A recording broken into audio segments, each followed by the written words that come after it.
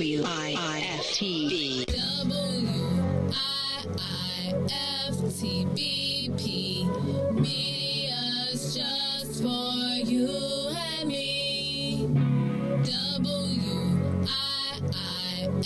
WIIFTVP. Media's just for you and me.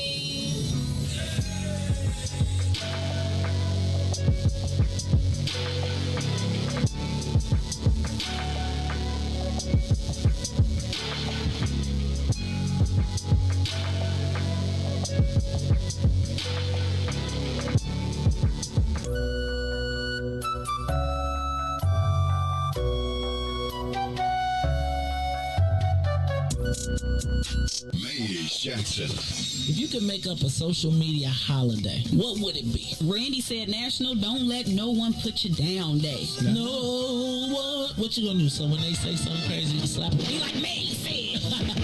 Randy said a Jukathon Day. Man, we about 60 years old. I'd be done had a heart. You gotta get your heart rate up. Okay, not that far. All right, Mario said my favorite one. My friends and I do what we call National Call Off from Work Day. As a business owner, I don't. You don't like that, yeah? I don't like that. Because I'm the boss of this thing. We got Marcus Garvey Day from Remy too.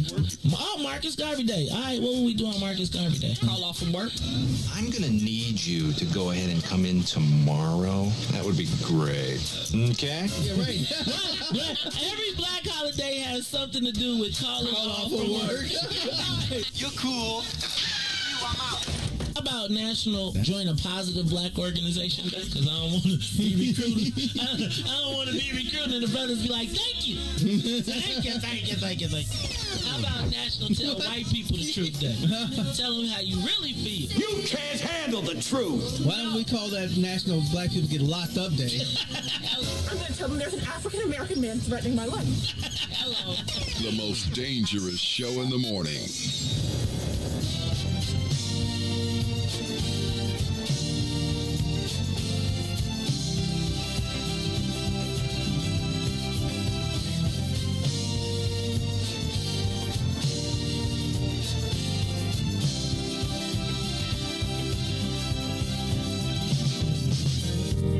What about my love?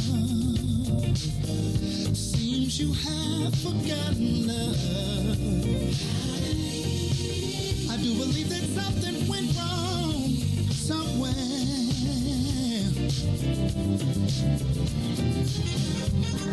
What about my feelings? Do they mean anything at all? You got me so in love, I'm too blind to see. And that you got my love, now you wanna put me down. And that you got my love, got me standing on shaky ground. What about it, baby? What about the days and the nights we spend? What about the love sweet? Are you sure you wanna live? Think it over, baby. 'Cause girl, I believe. Think you just you might wanna change your mind. Now that you got my love, you don't even come around. Now that you got my love, got me standing on shaky ground.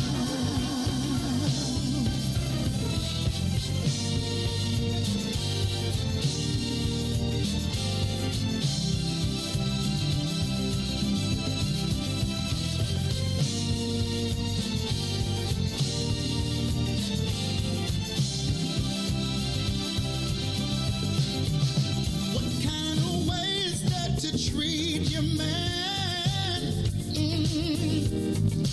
When I gave all that I never had, you got me going through changes of life with you. Are you sure you wanna live? Think it over, babe. 'Cause girl, I believe. I think you just might wanna change your mind.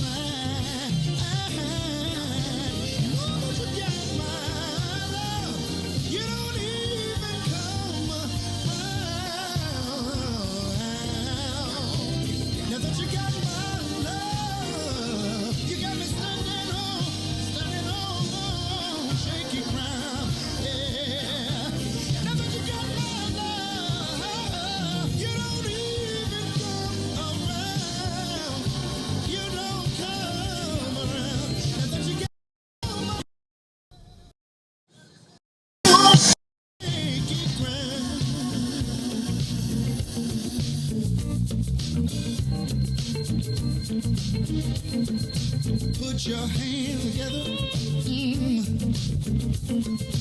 Put your hands together.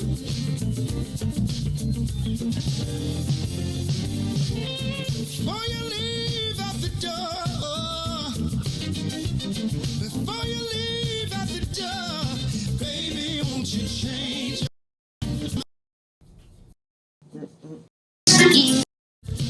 Really wish you would change your mind. Now that you got my love, you don't even come around. Now that you got my love, you got me standing on shaky ground. Now that you got my love, you don't come around. Now that you got all my love, yeah, you got me standing on shaky ground.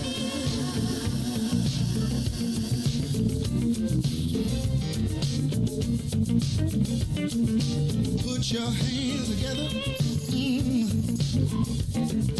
Put your hands together. Oh my, I had a conversation with her. This is how it went. Before you leave out the door, before you leave out the door, baby, won't you change your mind? Oh, Lord have mercy. 'Cause I need you and you need me.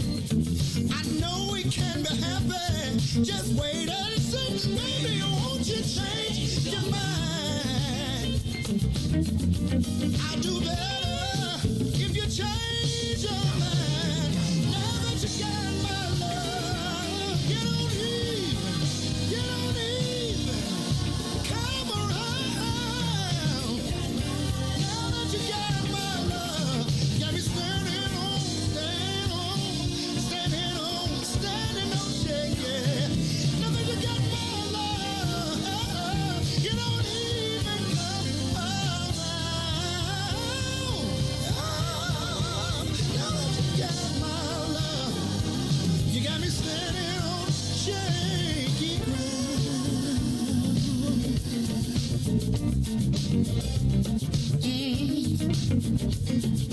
Baby, won't you change your mind?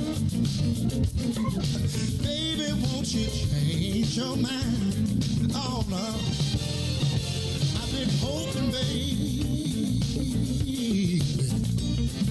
I've been praying, baby. Yes, I have. Baby, won't you change your mind? Oh no.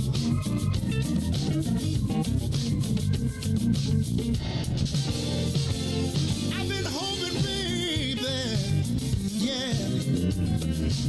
I've been praying down on my knees, praying that you change your mind. Oh, Lord have mercy.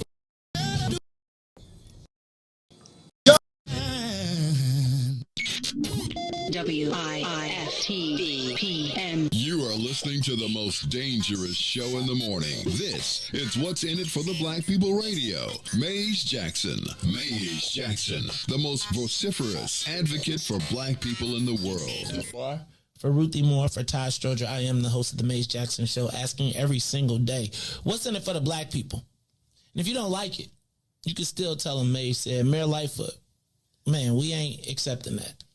We ain't accepting that. Let's go. Yeah.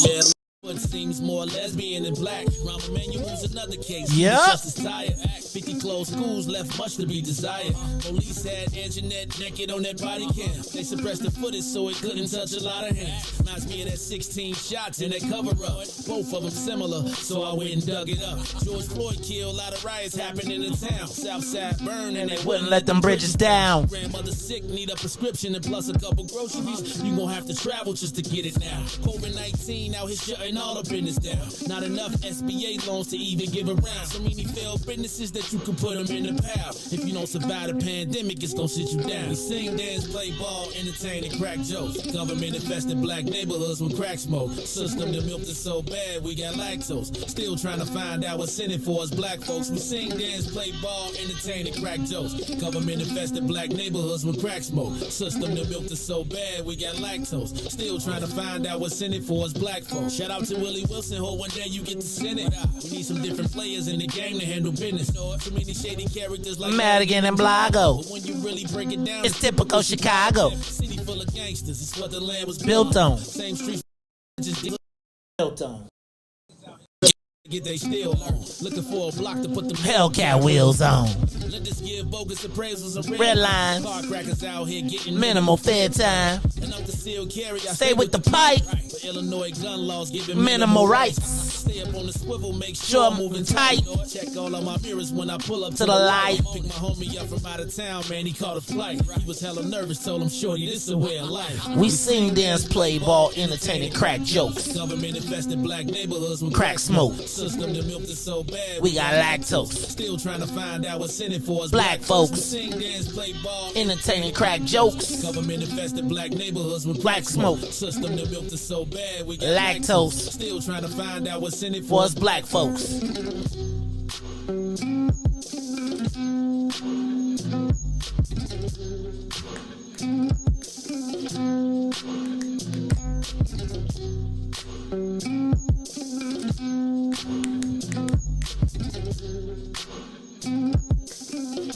Wake up, Chicago! Wake up, world. This is the Maze Jackson Show. I'm your host, Maze Jackson. I am rolling literally solo dolo. Like, no DJ Riis the Ruler. It's just your man, Maze Jackson. I was sitting here trying to decide if I was going to rock and roll. And I said, you know what? The soul plane going to do its thing regardless. Now, I'm supposed to have Book of Dawn here. You know she's supposed to be here at 6 o'clock. You know how people be doing. I told you, you know, you hear the ooch, ooch, ooch, ooch, ooch. You gonna be here tonight, Don? I got you. Hi, brother. Ooch, ooch, ooch, ooch. No problem, brother. Ooch, ooch, ooch. So I am, see. So today I'm rolling solo dolo. I'm gonna hope that DJ Riis the Ruler is gonna make it. I'm gonna assume maybe his alarm clock didn't go off. You know, I hope he in no call, no show. Quit me. You know how people be doing you. So I don't know. But I'm going to tell you what, we're going to roll. We're going to get the soul plane. I don't know. I don't know if I could run from the cockpit to the mic, to the mic, to the cockpit. So you may not get any commercial breaks. I'm going to figure this whole thing out. But I'm going to keep it rocking and rolling. All right, y'all. This is the Maze Jackson Show. I'm your host, Maze Jackson. Ruthie Moore is Tuesdays and Thursdays. Todd is when he wants to come in. And I am hoping DJ Riis the Ruler comes in. But y'all think we could do the show? We can get it done? Let's get it done. I don't know. If everything okay, I might have to call everybody else and tell them Wednesday. They might have to take Wednesday off. Hey, y'all. I'm a little nervous today, I got to tell you. Going to Springfield today. Leaving the show. Hopping in the whip with the executive director of the National Association of Promotional Retailers, better known to you all as Tennille Jackson. Headed down to Springfield today to take care of some more business. Want to send a big shout out to the Illinois Legislative Black Caucus, who yesterday took a stand for the black people in this economic equity. See, I don't like to say equity, but shout out to the Black Caucus for not cutting us out of the multi-billion-dollar gaming enterprise. Do y'all know Illinois is almost equal with Las Vegas with the revenue now? It's kind of crazy, man. So shout out to the Black Caucus yesterday. But I'm going down there today. I'm trying to, you think I could crash the speaker's office? Y'all think I can get the speaker to let me in? I figured I knew I was never going to see the inside of the speaker's office with Mike Madigan there. So I do have to go. Hey, y'all, but I'm still a little nervous about going down there. I can't even lie. Because it's like I feel like it's like I have a certain reverence for government, and there's a certain thing about going to Springfield and being in the Capitol for me as a government and political junkie that makes me feel a certain way. I can't even lie. It's like I'd be wanting to quit politics, but it's like the whole concept of government and the people and the will and our ability to fight, it all moves me a certain way. And so I'm a little nervous about going back today. Last couple times I was down there, I was on the most hated list. Hopefully I've gotten off of that list. And even if it is, it's like, it's a little nerve-wracking going down there. So I want y'all to keep me in your thoughts today as I make the 3.5-hour jaunt to Springfield to advocate for black people to get a piece of the economic pie. Y'all know gaming is my thing. I'm watching people make $120 million a month, not a year, a month. Not seeing evidence. So we are sports betting that is just keep telling y'all John Rodgers is not enough. All right, y'all. Yeah, I am a little nervous though. I can't lie. It's like got my suit in the car. I didn't even want to wear my suit this morning because I was gonna wear it to work and be all fresh for y'all. But I was like, I'm a little nervous. And so even in being a little nervous and going down there, I was like, I don't want to spill my coffee on my shirt. All right. So y'all make sure if I put the post up, y'all might have to get y'all phones and y'all numbers together. You can't hear. Why can't you hear? Can y'all hear? Is everything all good? Y'all can't. Okay. Let me know if y'all can. If everything. Can y'all hear? Is everything good? Please give me a thumbs up because I'm looking at Tammy Jackson and y'all know I'm rolling by myself, so I can only tell you what I see. I can't tell you what's going on. All right. So if y'all good, give me a thumbs up. Send some positive. Hit the reactions. What's up? Can you see me? Can you hear me? Everything good? All right. Shout out to everybody that is tuned in this morning. This is the Maze Jackson Show. I'm your host, Maze Jackson, rolling solo dolo. So if there is a, Tammy, turn your volume up. If there is or turn the mute off. If there is a little hiccups today, y'all got to mind me because I'm going to be running back and forth. All right, so don't trip, but we're going to make this thing happen. It is the Maze Jackson Show. I'm your host, Maze Jackson, rolling solo dolo today. It's October 27th at 2021.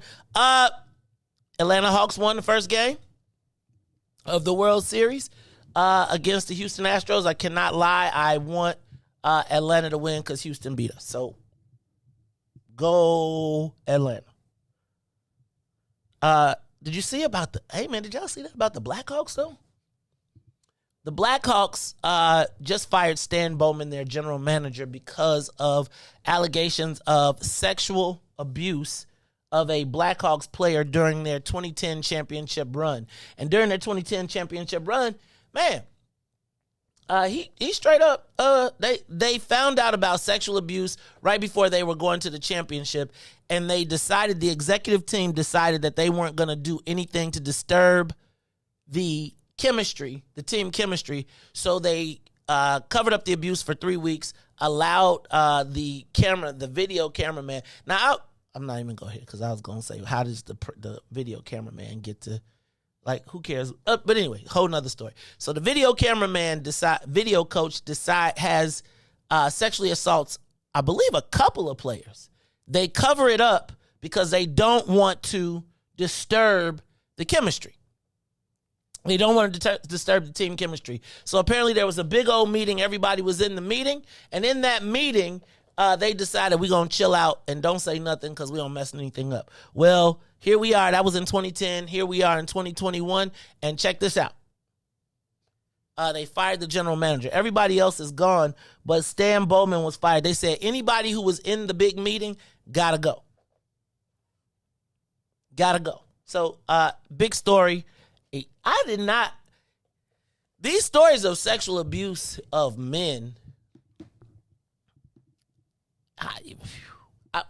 we're going to have to talk about this at some point because, like all these masculine sports with these, I don't know, man.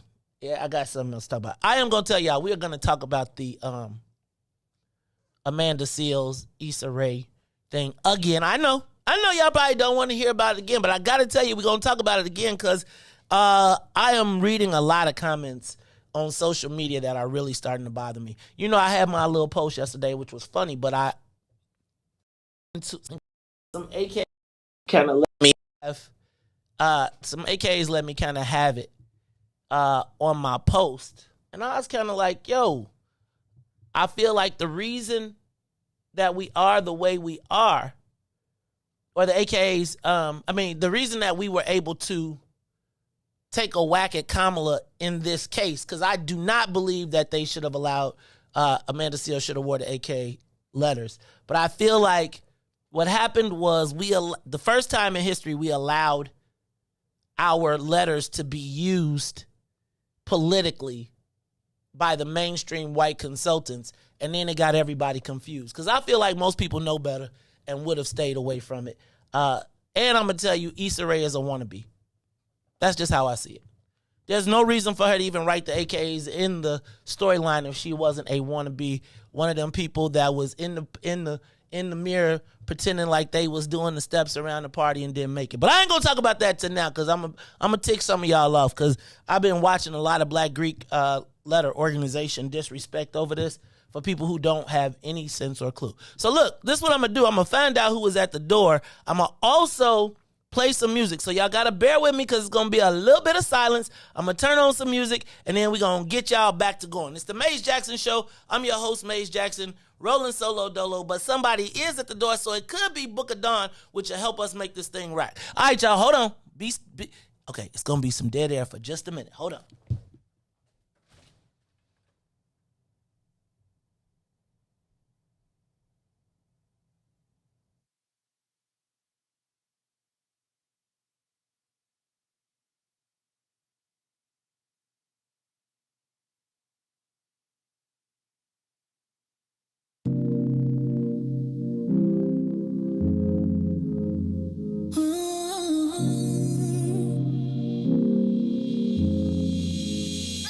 You see me, you see him, my best friend. He hold me down like ankles fighting the waves. Up to my crime, yeah, I do time. Till I'm with you, I'll be counting the days. Yeah, ooh, been through so many things, but we always get through. Yeah, ooh, it ain't always perfect, but it's worth it. This is deeper than the surface. If I said I didn't love you, you would not know I've been frontin'. Wiped all my scars away like it was nothing. Took the parts of me I tried to hide to make them something, like it was nothing. Ooh, some magic, baby. Ooh, you know you drive me crazy. Ooh, you give me peace of mind. Ooh, let me tell you why. You make it easy, say, to take it easy, say, feel so weak, say, easy to love. Say, to take it easy, say, feel so weak, say, easy to love. I never thought that I would give it to you, but now I don't think it's the time, I won't do it. I think it's cause the way you talk to me, know how to say it without making me feel little. You're gracious even when you pop off on me. When you get done, I got a little something to drop off on you. Because you earned it with the time you took to put it that way.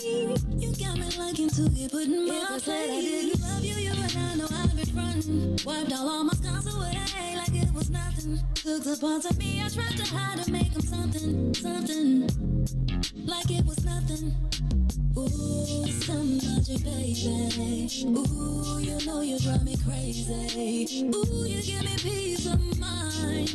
Ooh, let me tell you why. You make it easy, say, to take it easy, say, feel so easy, say, easy to love. Easy, you make it easy, say, to take it easy, say, feel so weak, say, easy to love. You make it easy. You make it easy. You make it easy. What's up, everybody? It's the green side of things. It's your man Sadiq. And Cassiopeia. And we need you to like, comment, and share. We need you to do it right now and join us at our new day and time, Wednesdays from 1 to 3 p.m. on What's in It for the Black People Media. Oh, man. They done messed around and gave New Era Chicago their own radio show. What they do that for? You done messed up! So what we doing, bro? Man, we talking about power. Not inequality, but power. We ain't begging, we building. In that order, Chicago, and we got dope segments. Hey, yo, sis, holla at them. Peace and love, family. It's Sister E of New Era Chicago in the building, dropping the statistics, holistics, and of course the ballistics. Good for the mind, body, and the soul. Let's get it, family. And this your boy D Cook coming with straight facts. If you don't know, now you know. And this is your sister. Loving life. Real with my people so we can quit with the bull spit. And this brother E, and I'm gonna wrap it up with the power surge. Listen, it's going down every Wednesday night, 5 to 6 p.m. Tell a friend to tell a friend. It's the Black Power Hour, New Era Chicago Radio on What's in It for the Black People Media. All power to the people. All power to the people. I love it. Yeah, I love being black.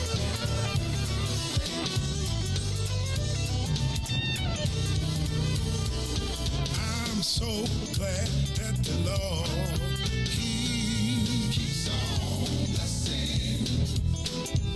Y'all, I must say, every day He's making a way. Ooh, keep on blessing me. Blessed in the city, blessed in the field, even when you come and go.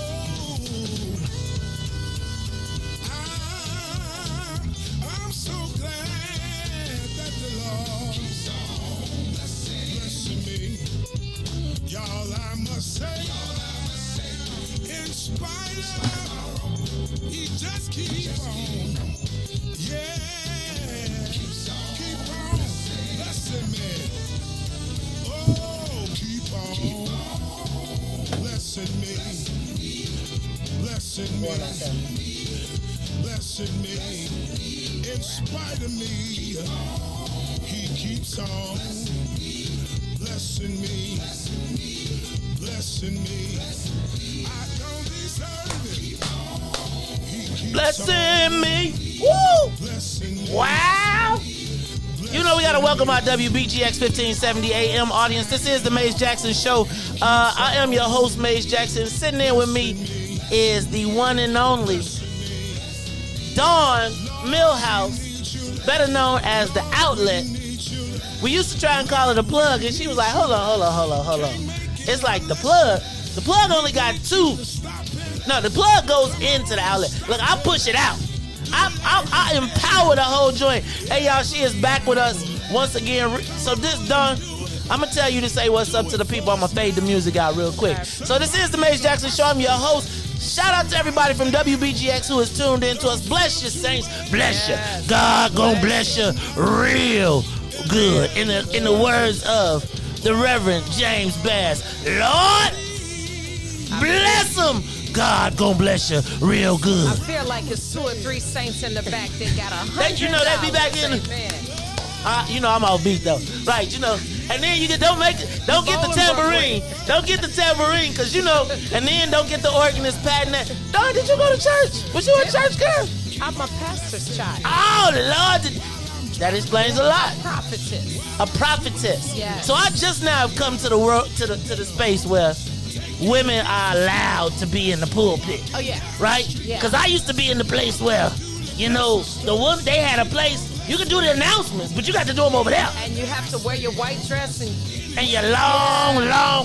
Shout out to the saints, to the mother board, to the nurses board, to everybody, the usher board number 1, 2, 3, and 4. Amen. To the church after dinner ministry. To all the black preachers looking for chicken and fries tonight. The cornbread. It's the Maze Jackson Show. That's my girl. Good morning, sunshine. Uh-oh. Hold on. Let me get her straight. Please, Lord, don't ever Please stop. don't- Go ahead, please dog. don't stop. Father God, don't stop.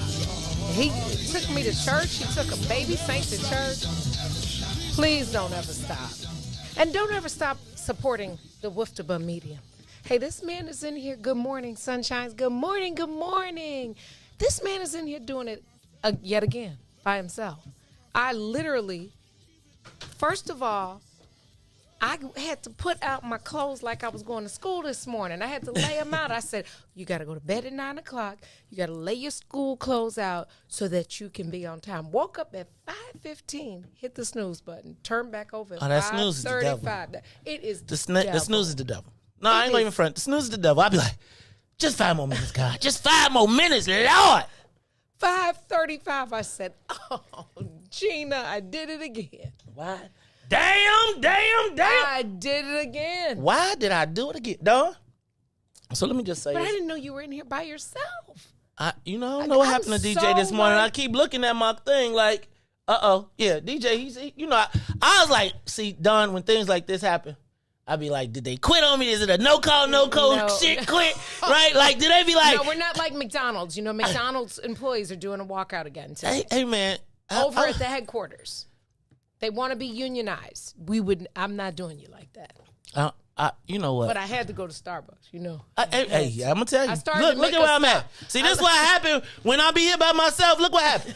See, this is what happened. I'm supposed to be right here. I'm not supposed to be underneath the DU. I know your drink. I should have got you. And then when you running by yourself, you rolling solo dough. And then, Don, because, I'm a little nervous today. I'm going back to Springfield. Oh. And this is like one of the first times that I've been back. I went with my crew last time, so I had to what's in it for the... I'm nervous. That's good. Nervous is good. Nervous is good. Yeah. What do you tell Maison when he's about to play a game? Ball! Break their ankles! When he says, my little stomach hurts. He don't be saying that's that. good energy. I'd be like, get it. Nervous is good. Okay, Nervous is good. I'm just tell y'all, I'm coming to Springfield today, Mays Jackson. I'm trying to see the inside of speakers chambers. I thought I would never get a chance to see it. But on top of that, did I tell you we followed up and did a fundraiser because you did I the fundraiser? might say I might just be touch offended. I might just be a touch. Because yeah. All right, so okay, we're gonna talk about this. Okay, and we're gonna talk about this today. Okay. And matter of fact, we're gonna jump into it right now. Okay. Is loyalty still an expectation? Oh yeah. I have come to the recognition that there is my interpretation or definition of loyalty is my model is clearly outdated. No, I think my model is clearly I'm not going to say that. Outdated in that so let me just say this. I am a odd bird. You gotta know me. I'm a love or hate person. Like really. Facts. Like either you love me or you hate me, or you find a reason to hate me. Like if I love you, there is nothing I won't do for you. If somebody mad at you, I'm mad at them. If you got a problem, I got a problem till you say we ain't got a problem, and I still got a problem. Because it's hard for me to turn it off. Right? Once you play my family or do anything, I'm in it. Yeah. And you don't have to guess where I'm at. You be like, why does Maze look like that? Cause da da da da da da. Agreed. I know you well. Is there an expectation of loyalty still in America? I mean, I was like thinking about like even the McDonald's and people like the job, workplace. Do people feel like an allegiance to the job? Do they feel an allegiance? So let's start with, is there still an expectation of loyalty? How do you, Dawn, define loyalty? Whew. Okay. Loyalty. How do I define it? I don't know that I've ever been asked how to define it. What I will say is this. I'm gonna let me speak on you first. As one of your tenured friends. Invite me to the fundraiser that y'all had after y'all ran into, but it's okay. No. It's the story of my life. No, let me story of my life. Let me tell you about that because I really I'm new in that space, right? Mm-hmm. Being the host of fundraisers, I didn't know that you go back to the person who you know already gave and ask again. I feel weird about that. And so, like, there's so many asks all the time. And my thing was, let me tap some funds that haven't been tapped. Oh, I wasn't planning on paying again. Oh, see, I didn't know. I don't know the rules. No. So the way it works is, well, we'll talk about it. But I feel like if I connect you to this person, then if you and this person decide to blow, then to me you say, hey Joe, me and old boy about to do our thing together. Thanks for the hookup or whatever else is there. I'm not gonna disagree. Is there anything in that mix? I'm not gonna disagree with that. Cause I'm gonna concur. And from the standpoint, so this is my story, right? And it's kind of like, so this is what's getting me to this question. How do you define loyalty? And I'm not gonna say that that's a test of loyalty, but I'm gonna say that, let's say that was a misunderstanding. But like in the grand scheme of things, I don't know that loyalty, my definition of loyalty, or not my definition, my expectation of loyalty is different, I think, than most. Mine don't really change. They don't shift based on proximity. Mm-hmm. And I don't necessarily agree with that. So I want to first start with, how do you define loyalty? I in a broad scheme, I would say it's probably similar. I would say that anybody from our age group who grew up the way we did, whether you were in private school or public school, city school, suburban school, are just the years that we grew up, even during the gangs. Mm-hmm. You respect. Said even during the gangs. Go ahead. Saying, when it was organized. When it was organized, right? They're just little groups. But I think that there's a correlation between that and now too. And so I would say, for me, loyalty is I definitely expect everything that I give, I expect it back. Mm-hmm. If I trust you, I there's reciprocity. If I'll go bat for you, I expect reciprocity. And absolutely, to your point about I've often sat in that seat of being a connector. I used to call myself the broker. That was my first company, because I would broker relationships, and then I would turn around and be like, oh, hey y'all. But what I will say, and I got boo-booed on a lot. After being so broken by watching other people just literally neglect me. Mm-hmm. I didn't want money. Mm-hmm. I didn't want money back then. I truly don't need it now. Go ahead, Mr. Millhouse. Turn that damn ring down anyway. I seen you in a picture the other day, and I was like, if that girl don't hide that dang on ring, because it was like, so it was Kelly Fair, you, a photo, and it's like, if I was Kelly, I'd be like, you're going to have to put that ring somewhere else, because it's... Where were we at her... I had to tell you about that. It was on a... you be doing... Polished Pebbles, that's your thing, and I seen y'all at a... thing. Women in trades. So women got in little trades. Girls going to contractor school. Okay, but make sure they know how to wear a dress, please. I promise. Okay. Facts. Not pink or green, but that's... we talking about that. I'm so glad you're here. We're going to talk about that today, too. But so after being... after experiencing being the target of disloyalty, intentional and sometimes unintentional, I decided to look from a different approach, right? You're an extremist about everything. And I say that lovingly as an older sister. Okay. I have learned through the music industry, through marriage, through just life. You know who I'm around. And there's probably 1% of them that they really actually like me. But I no longer give them power in who I am as a human. Mm-hmm. I decide to be who I am. And if it extends to you and benefits you, then great. But I also decide what I won't do anymore. And so some things I just let go because it matters not. I'm not going to get a gray hair because they're not concerned. right? When it is genuine, when it's somebody like you, there is a definite expectation.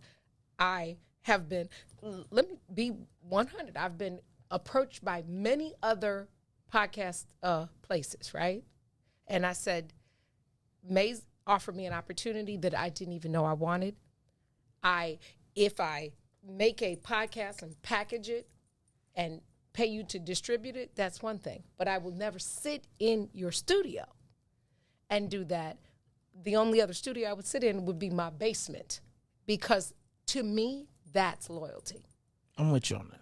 So I that while I'm with you 9.% the 0.8% is that you are an extremist. And Maze, I'm here to tell you this morning, you're a spoiled brat.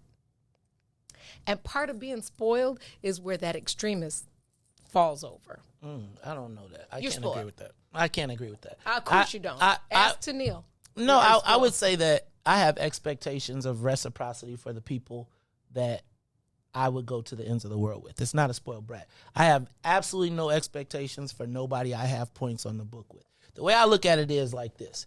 I look at it as, man, Charlie, I got bank account credits with you. True. I got bank account credits with whoever.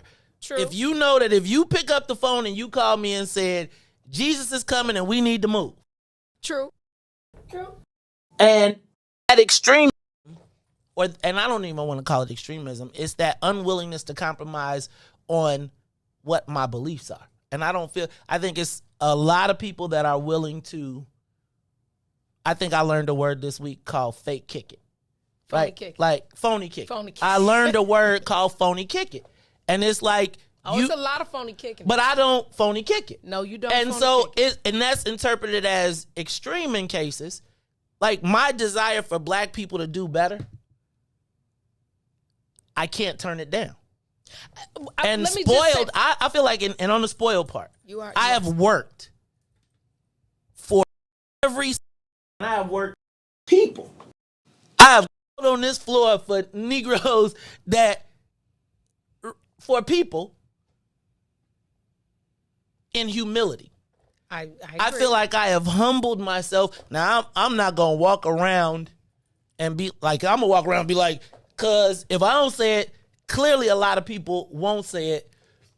But I can't agree with spoiled. But this loyalty thing. Let me Go say ahead. this. Go ahead. Let me say this. Where we definitely agree, you have always been loyal to me. Right. Even when we were two bulls in a china shop. Mm-hmm.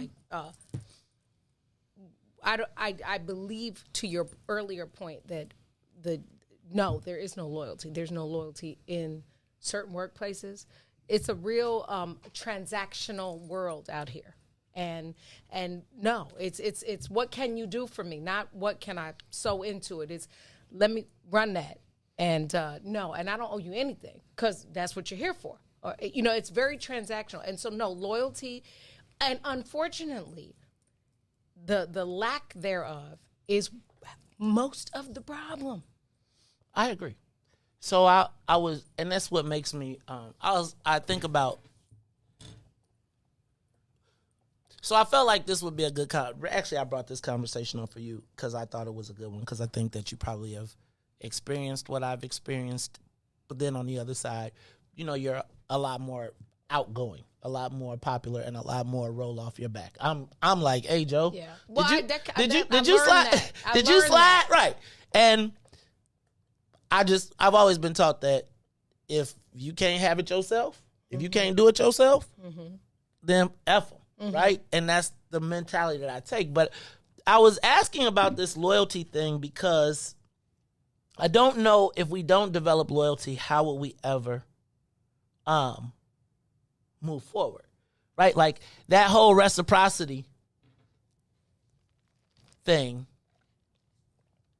I feel like it's underlearned in our community. Like you feel like I got this bag, you might have connected the dots, and then you take it and you run with the relationship, as compared to saying, let me circle back and make sure that so that the money keeps going in a circle, right? So that we continue. And what I found is that when you make money with people, well, I would say when you make money with white people, Mm-hmm. They be like, dang, this check was good. How do we make another one? When you make money with black folks, it's like, man, that nigga got too much. How can I get his piece too?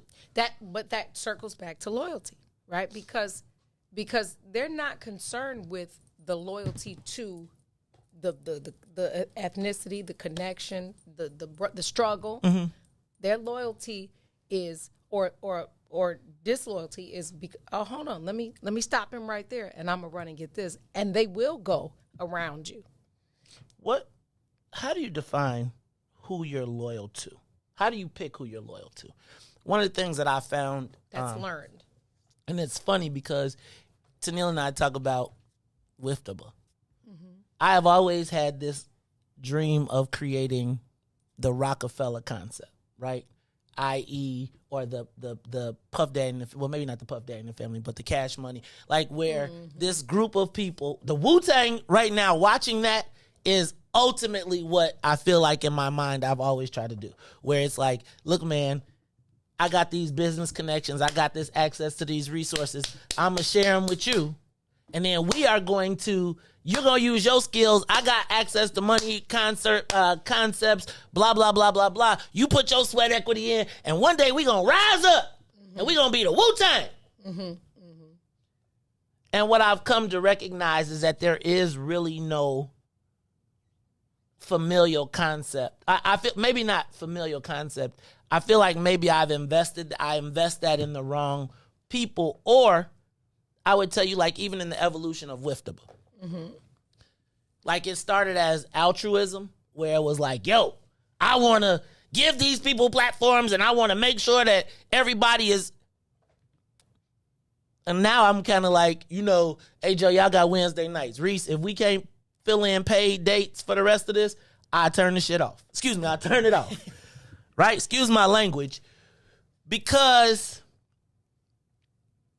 if there is no reciprocity, right? Like, I just don't know how you determine who you share your loyalty with. Because you're such a because you have a bigger picture, and you're specifically to you. I think that let me talk about this. Okay. Let me talk about when this started. It was like a million ideas happening. And and it's playing out in real time. There were no dress rehearsals. Right. In retro, if you could have planned it out a little bit more before you executed it, I don't think that some of the challenges would have even happened, because there would have been answers already in place for that. Like, this was played out in real time. And so there is no book. You weren't planning to leave where you left. Right. So had you written it down like you've done everything else? Actually, I did write it down. Well, go ahead. right, but the whole... It actually is. It was. But it grew quick, exponentially. Yes. From day one to less than 2 months later, it was up and running and built. So there was a lot of room. There were a lot of pockets in there that some took advantage of. Some it just didn't work, and you were still learning that side of it, right? So you had to be an on-air talent, the boss, the manager, the janitor. It just was a lot going on. In retrospect, if there had been like a gatekeeper for you, it may have been different. I'm a believer, so I believe that everything happens is intentional, and good or bad. Right.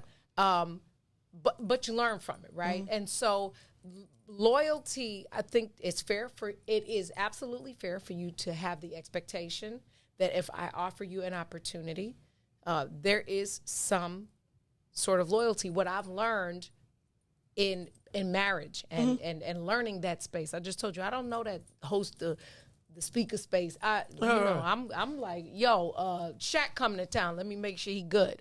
I've learned that I always prepare for the worst. That's like a PR thing. When day one, PR 101 is prepare for the worst. If you don't have a plan for the worst, then you really don't have a plan at all. I think you have to gauge what really matters. Like some stuff will appear like dag, but that doesn't translate always to disloyal. I think you're reactionary because you wear your heart on your sleeve for the people that you love, for the people that you've given to and sowed in. Sometimes and you've asked me this before, how do you do that? And I say, sometimes I just listen. Because it's so much power in just watching. Let it play out before you, because then there is no, I didn't mean that. I wasn't doing that. I wasn't trying to do. Actually, you were, because here are the receipts. I'm all about the receipt game. Well, I collect receipts. I collect receipts. I be over here minding my business till the receipts. Actually, Muggs be sending me the receipts, right? I be minding my business over here. They be like, hey, did you? So go ahead. So that's what I was. Loyalty that's what we should be teaching my children. So let me ask a question.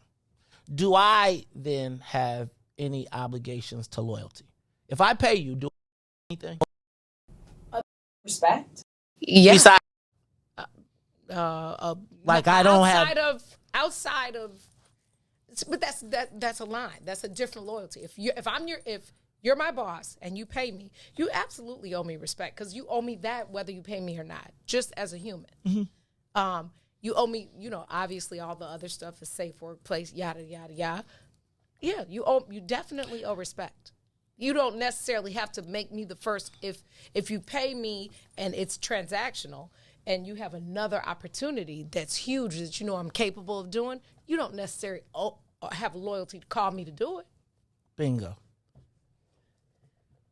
I think there's my challenge. I think I've isolated. I feel like there's a certain loyalty that comes with the transaction that I expect. If I eat with you, if we eating together, anybody disturbing that meal is on the opposite side of us. Mm-hmm. I don't do the in-between. No, you don't. I don't do the in-between. Like, it's like, you with me or you not. Yeah. And it's like, and if you was with me and I see you over there, and you know that over there is what it is, then you made your decision. And I think that that's worked for me. And I think in this black space, right? Mm-hmm. I've come to recognize that I feel like in this black space, there is very little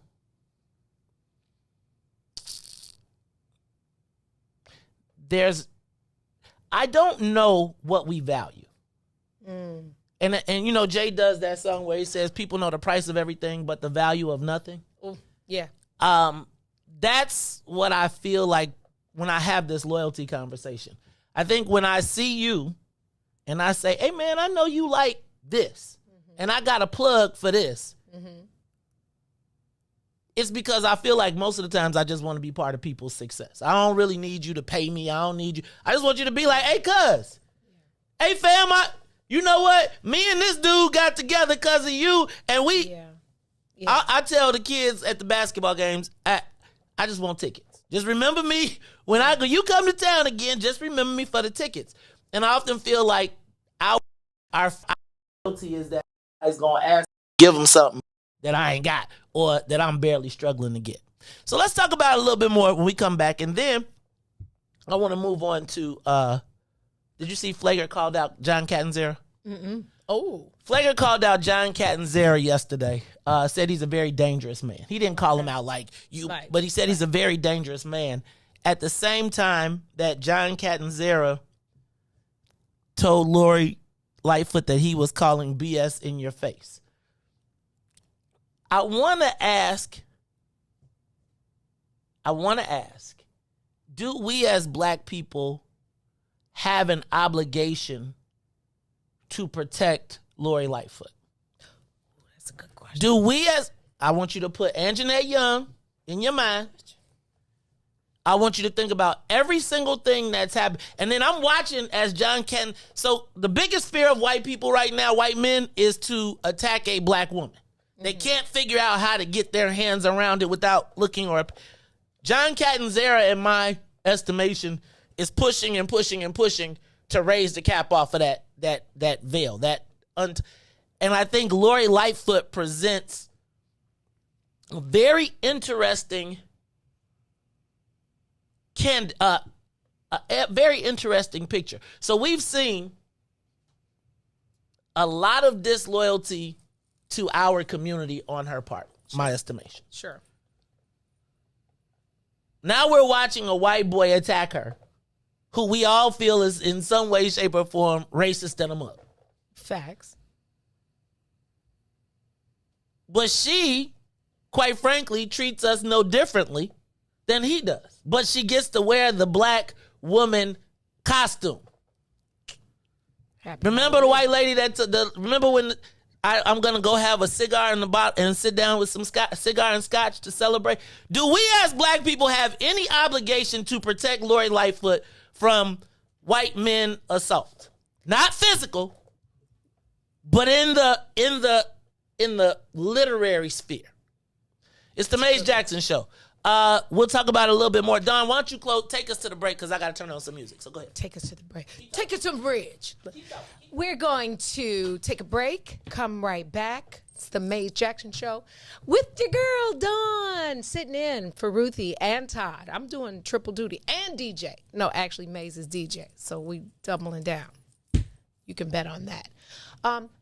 That's an interesting question, Maze asked. I got to prepare myself for the answer, so I've got to do a little research during the break. Y'all do some research and help me. Maze Jackson Show, we'll be right back.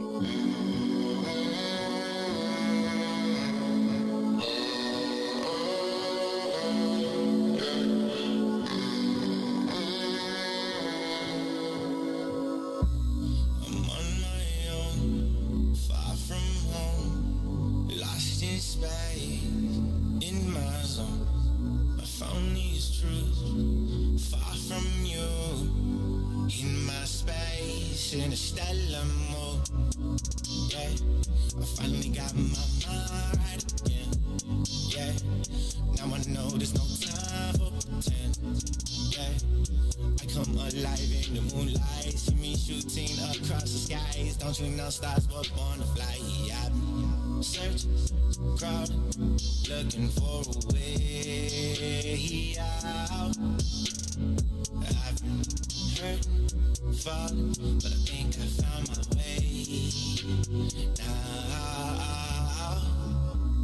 I'm on my own, far from home, lost in space, in my zone. I found these truths, far from you, in my space, in a stellar mode. Yeah, I finally got my mind right again. Did it all in spite of the hate. Every time they said that I can't. Nebulas, they run through my veins. Every molecule in the strands. Senses feeling some kind of strange. Damn, I think my name's Spider-Man. Jump out the window and swing for the dreams that just might be. Never gonna let go. No, to the man in the mirror look like me. Drifting through the cosmos, oh, far away from your lies. I realign all my goals. That's a constellation of mine, yeah.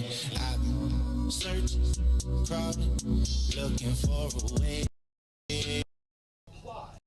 I've been hurting, falling, but I think I found my way. Now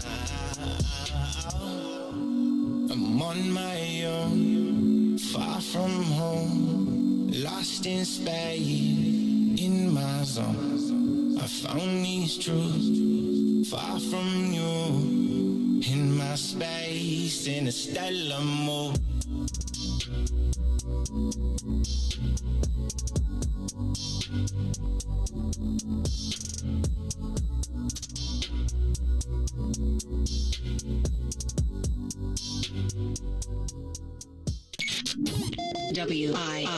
WIFTBPM. Oh man, they done messed around and gave New Era Chicago their own radio show. What they do that for? You done messed up. So what we doing, bro? Man, we talk about power. Did you say power? Not rights and equality, but power. We ain't begging, we building. In that order, Chicago, and we got dope segments. Hey, yo, sis, holla at them. Peace and love, family. It's Sister E of New Era Chicago in the building, dropping the statistics, holistics, and of course the ballistics. Good for the mind, body, and the soul. Let's get it, family. And this your boy D Cook coming with straight facts. If you don't know, now you know. And this is your other sister, Omo Oya Music, coming in peace, love, and light, getting real with my people so we can quit with the bull spit. And this brother E, and I'm gonna wrap it up with the power surge. Listen, it's going down every Wednesday night, 5 to 6 p.m. Tell a friend to tell a friend. It's the Black Power Hour, New Era Chicago Radio on What's in It for the Black People Media. All power to the people. All power to the people. All love. Yeah, I love being black.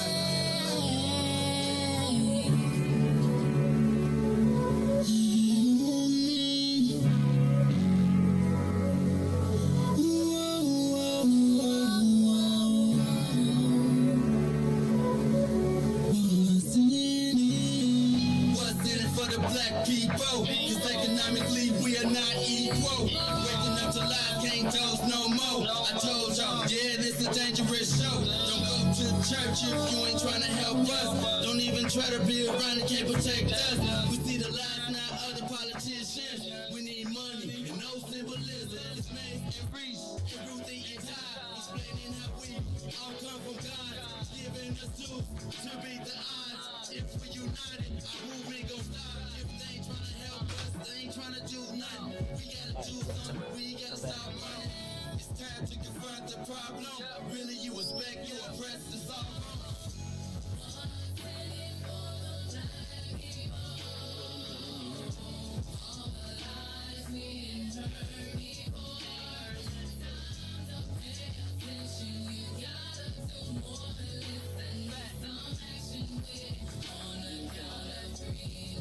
Wake up, Chicago!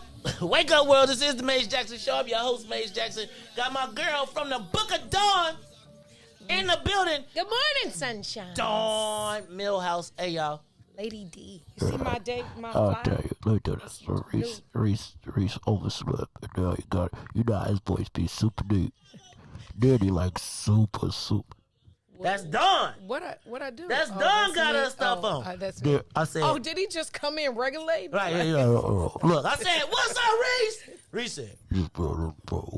He said. He ain't even, I was yesterday, I was like. He doesn't even have a voice yet because it's so Riis, deep. I He's tell like, you, I thought Riis was going to quit on me because I said, bye, Riis, yesterday. I was all out the door. He had the guards. I was like, see you later, Riis. He's like, Wendy, see you.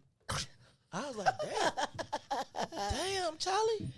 I be like, man, Lord, Good morning, Riis. How you feeling? Come on, Good morning. Say I'm blessed, buddy. You know I'm blessed by the best. You know the rest. But, you know, and good morning, sunshine. How you doing? Good morning, sunshine. Man, you know, as the old One of them Maze nights, Jackson huh? said, nah, just never put your faith in nobody else's hand, man. You got to just. Ooh. Yeah, somebody. You know, I already hate sleeping. I feel like if I sleep, take a nap, I could have done something in them hours. So I already hate sleeping as is. And I went to sleep and just. But your body probably needed it. I'm going to be the mommy in the room. When I woke up, I knew I slept too long. No, you didn't. Your body told you to go to sleep. It was Sometimes you have to just listen. listen. 6:21 a.m. I'm supposed to be Good. there. No, that's not good. Nah, I'm gonna tell you. It's good. I was You looking need at the sleep. clock at 50. Like I ain't even trip till really 59. Cause Riis played a 59, and it's so funny. Cause real talk, I went in the computer today, and he already got everything set so he could be late as he want to and just hit the button and be talking to smack. But he told me the trick yesterday. He told me my song is really 6 minutes in. So I was really, once I got the autopilot working, I was like, all right, I can handle this. I'm glad you slept, though. Oh, I'm glad you made it. Me too. It's DJ Riis the Rule in the building. Maze Jackson, Dawn Millhouse in the building. Dawn. Yes. Yesterday, Father Michael Flager. I F's with him. I F's with him, yeah. He is the king of the black people. He not the king. He the king of the black people. He not the king. He is the king of the black people. If Father Flag ain't the king of the black people, who is the king of the black people? We don't have one. Who That's is the problem. the king? We don't have one. That's the problem. No, he had y'all on the damn right. The king of the black people is Father. Until otherwise stated, Father He is Flager not, is in my the king Madagascar of the... voice, he is not the king. Am I the king? He is not the king. But Father Flager, who I actually count in the Arnie Duncan camp for mayor, came out yesterday and called out John Catanzara, the head of the CPD, no, not CPD, of the FOP. Right. Man, my girl was telling me that the FOP, he ain't even a police officer no more. Like, he just disbarred, like, he got kicked out. And he's he's still the around. FOP, though, right? Sidebar: Does he get any of the privileges or benefits of policing? I mean, if if you like the de facto general, you got what you gonna do? If you in the FOP, what you gonna do? Stop? If he got he got a squad of cops that surround him. That's why when I hire security, I hire police. So if they kill somebody, you're good. Yeah, they got 24 hours to get it together. Yeah, facts. So John Catanzara sat in. Did he sit in that seat? This seat. He sat I in saw the that show seat when right Ruthie there. blazed him. You might have to pull that up.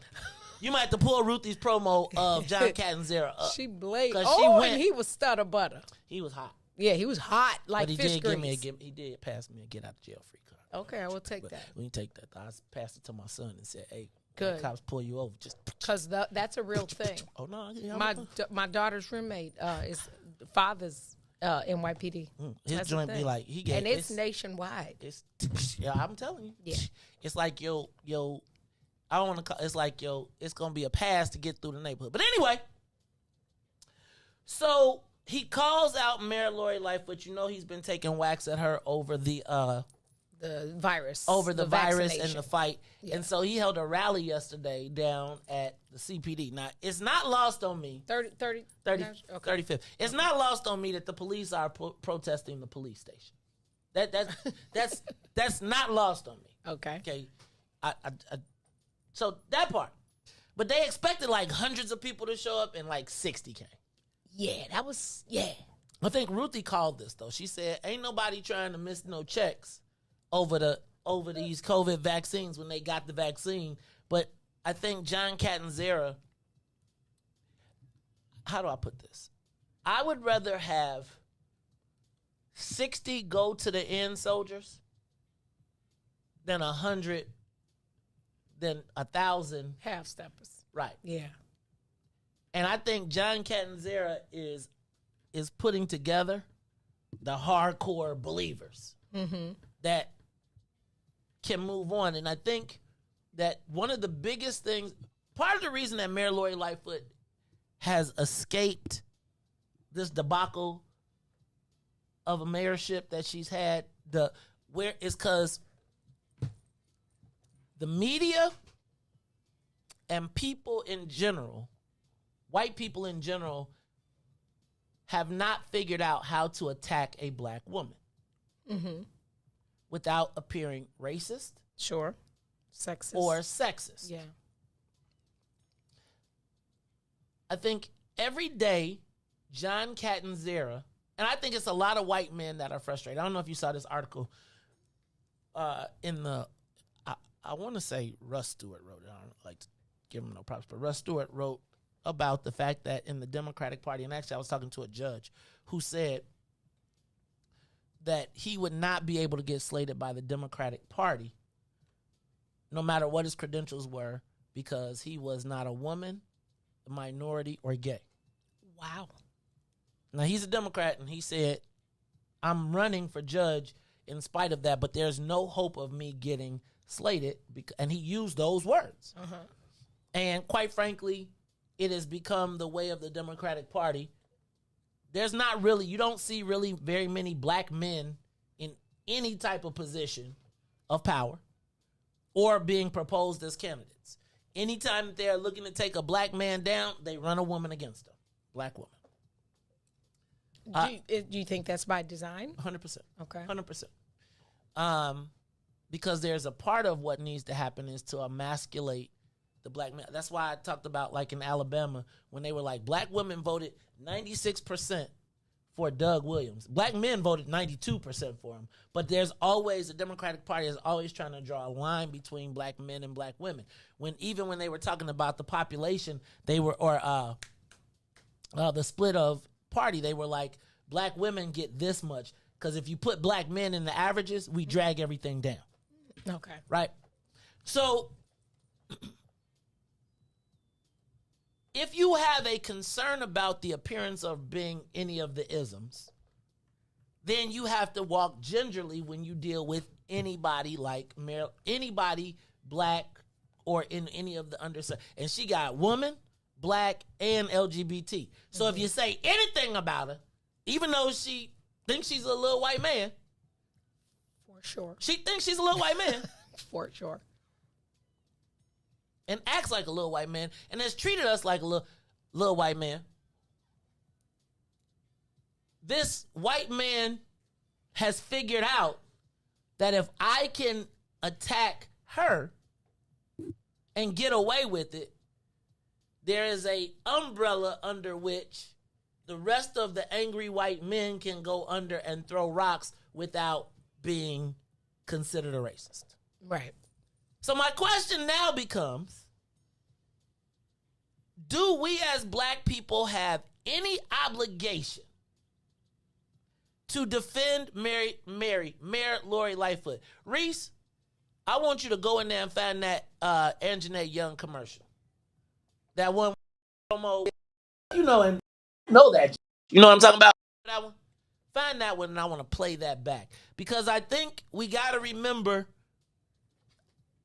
I don't know that the mayor sees black people as equals. And I don't You mean as her equal? As, like, I feel like so what's happened, Dawn, and you probably have had this too. When white people identify you as, like, I'm going to tell you, somebody saw Lori Lightfoot, some white man saw Lori Lightfoot and poured into her and took her from a law student and said, we're going to push you through. From spit to sugar. Yes.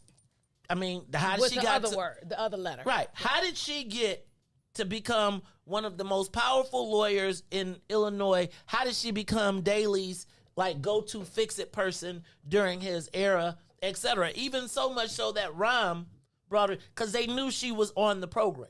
Like somebody had vetted her and brought her all the way. Even when you look at the fact of she chose George Bush's chief of staff to lead the rebuilding of Chicago, she has demonstrated time and time again that blackness is not a priority, with the exception of when it's convenient. Oh, look, I am a black woman. Now, when you ever acted like a black woman or carried yourself like a black woman, except for when it's convenient? Is it appropriate to insert a joke right here? Because the one time when the jeans at the White Sox game, when she had the jeans on with the big jeans with the Michael Jordan jeans, where they Mike be wearing them jeans, bell bottom jeans. We'd be like, Mike, straight up, come on, man. What are you doing right now? Okay, I'm sorry. And boots. Go ahead. I digress. Yeah. So Lori Lightfoot, Riis, did you find it? Can you play it for me, please? I want y'all to remember this. Can you tell me how to see the comments? Yeah, I can. What is this? You ain't fresh like me. Turn it up. The Kentucky State Grand Jury found that the officer responsible for killing Breonna Taylor. Rulings like this one set us back and come as yet another challenge to the hard work and progress we've already made. It means we fight even harder against the systems of inequality and injustice designed to keep too many of us down.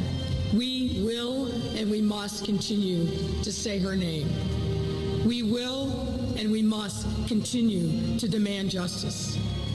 And we will and we must do everything in our power to prevent any more names from being added to this roll, like George Floyd, or closer to home, Rekia Boyd, and Laquan McDonald, and too many others.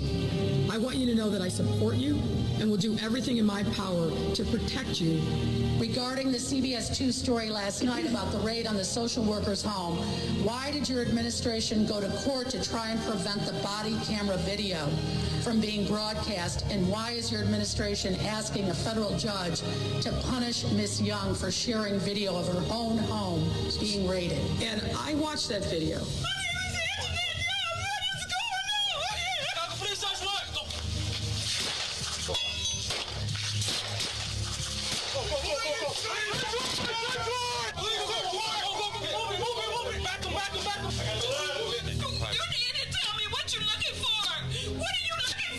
Now, this case was litigated in federal court. The federal judge put in place an order.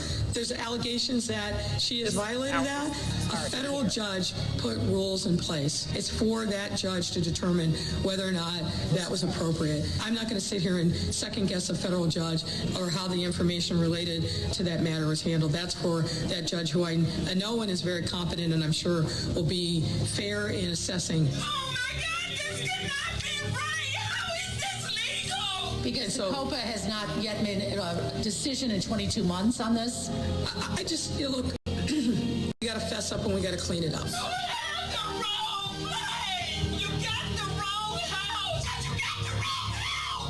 We will and we must continue to say her name.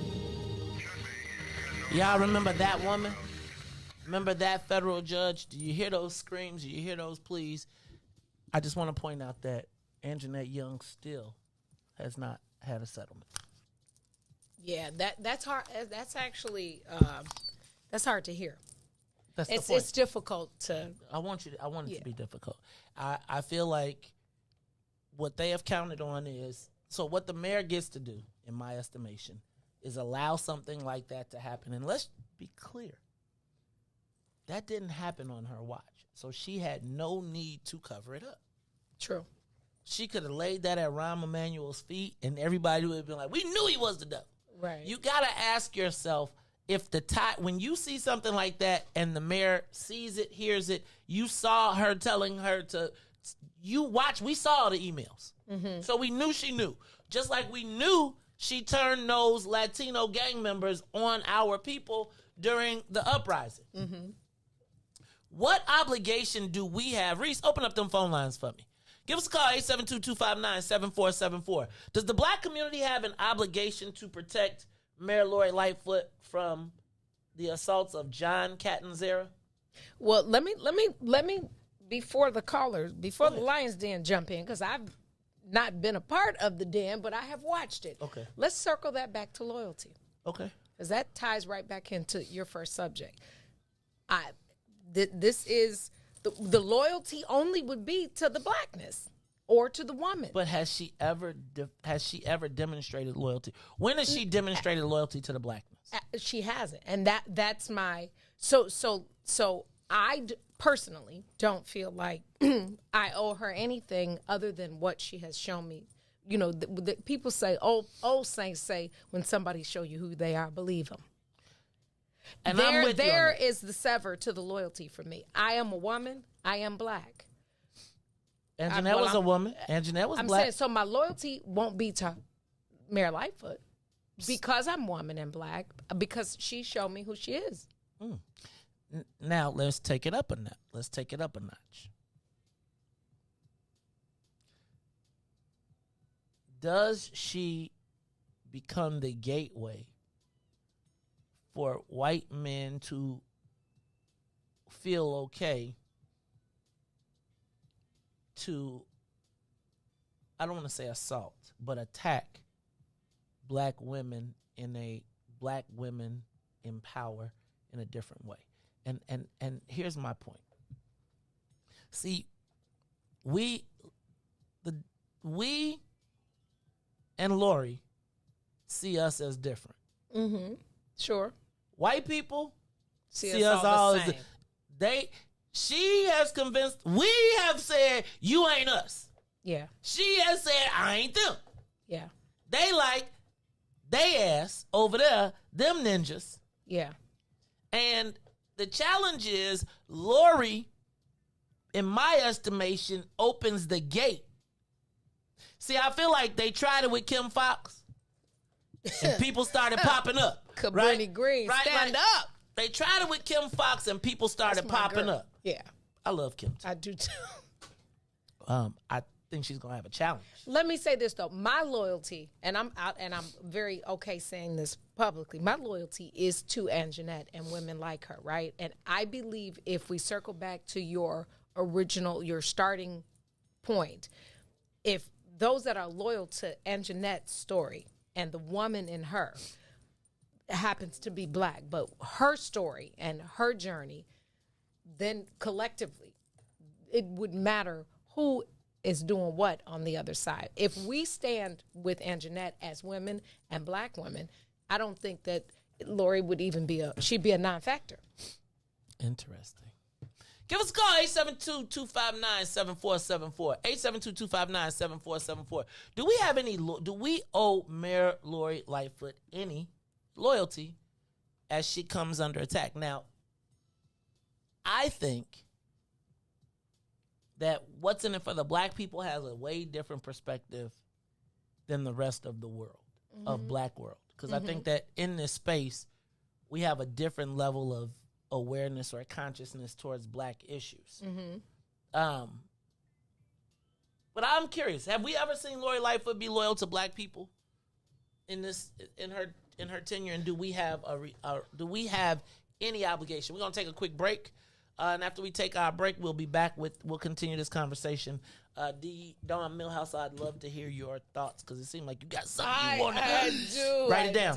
Write it down. My pen broke. Write it down. So find one. Write it down because we got to get that one down. All right, Riis, we ready to take a quick break and we'll be back after these messages. The Maze Jackson Show will be back after this break. WIID. System. Are you in need of spyware or virus removal from your computer? Well, contact RPC Computer Repair in South Shore and let us help you with all your computer repair services and print needs. Need office or print production services, copies, scans, fax, or even notary service? Then stop by and support RPC Computer Repair and Print Shop located 1741 East 71st Street in the 71st Street corridor, newly revitalized South Shore areas, and let RPC be your one-stop shop where we RPC Computer Repair. Also a UPS access point where you can drop off and pick up your important packages. So let RPC be of service to you. Call RPC Computer Monday through Saturday, 8 a.m. through 6 p.m. at 773-966-4457. That's 773-966-4457. Visit RPC at rpccomputeringinc.com for more information. You sure looking good tonight, baby. I just wanna make sweet love to you tonight, baby. Come on. If you don't mind, let me tell you. Hey there, sexy lady of my dreams.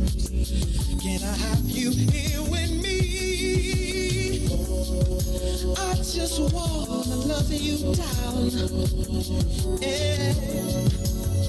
I'm making you scream my name. Oh, I'm loving your body. I'll be kissing your body. And I'll be caressing your body. Oh, baby, just come on. Loving your body. I'll be loving, feeling your body. And I'm gonna touching your body all night, baby.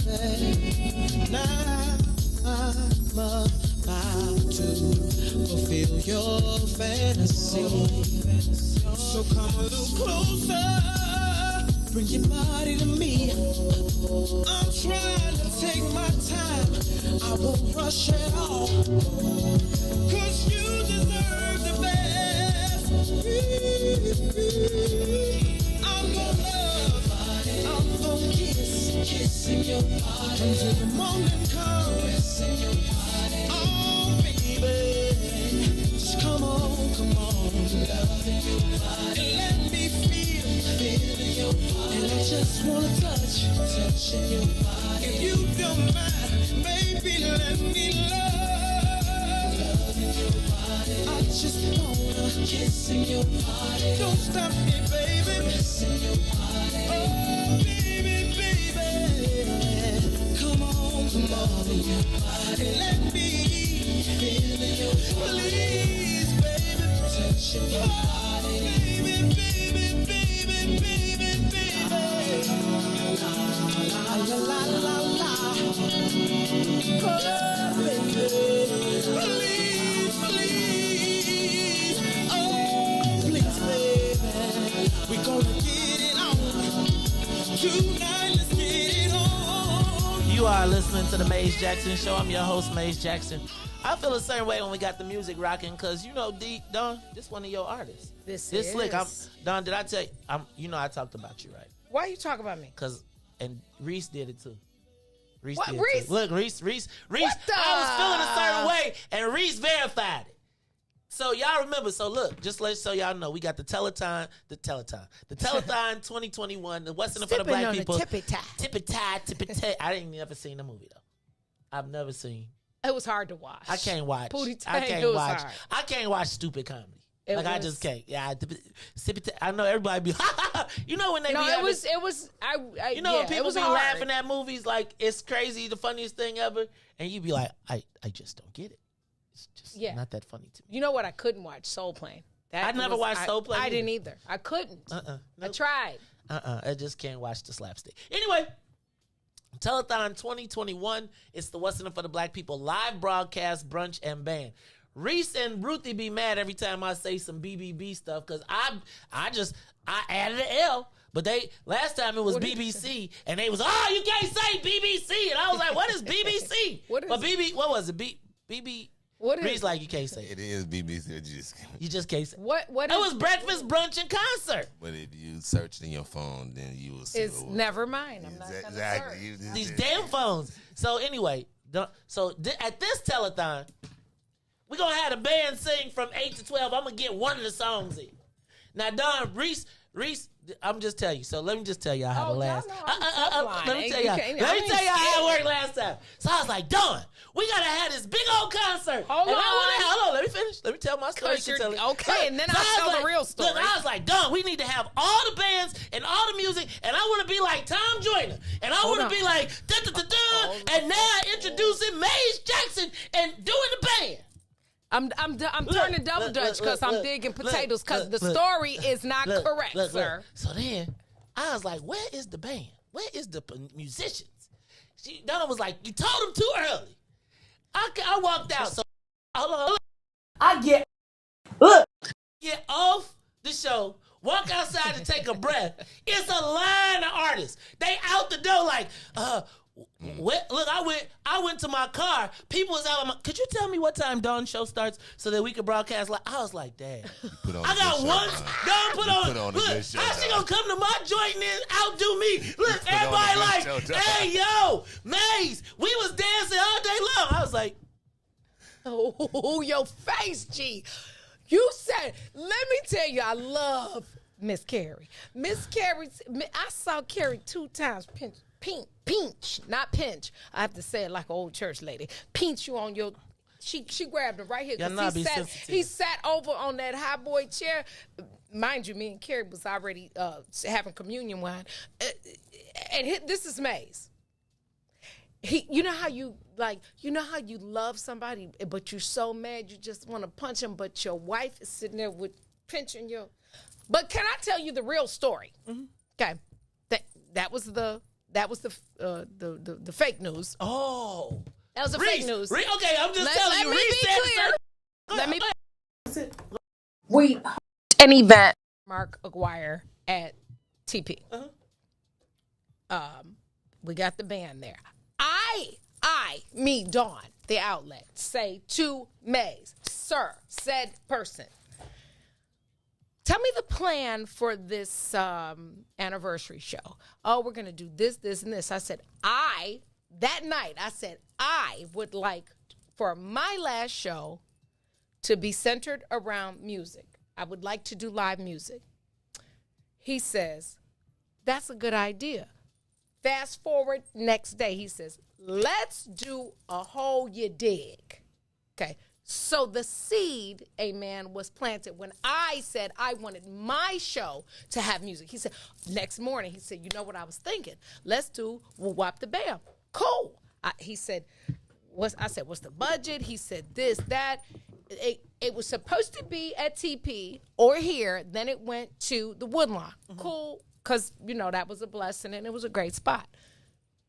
I tell the band, the call is 6 o'clock, which means y'all got to be there at butt crack early. And they're like, okay, you know we all got gigs the night before. Okay. Fair enough. I said to Chris, Mescal, I said, you be the MD. You be the music director. I'm going to give you the playbook. You send the text out.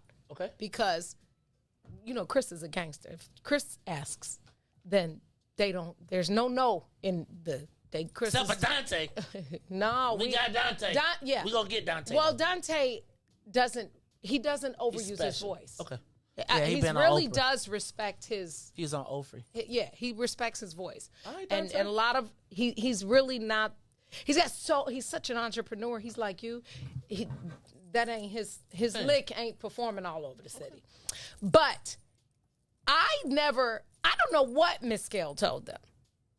I just know that it went, and it was good, and they did sing in your show. Let me tell you, though, what you did that made me almost cry laughing. You cut the show was supposed to be 6 to 12 nonstop. We're going to lead a thread. 6, whatever was the time. 6 to, whenever we ended. What time? 6 to 10. 6 to 12, because I had to have come on. No, it was 11. I thought it was your show. Not 6 to 11. You said we're going to leave it live the whole time. Yo, spoiled butt was so mad. You stopped it in the middle and reset.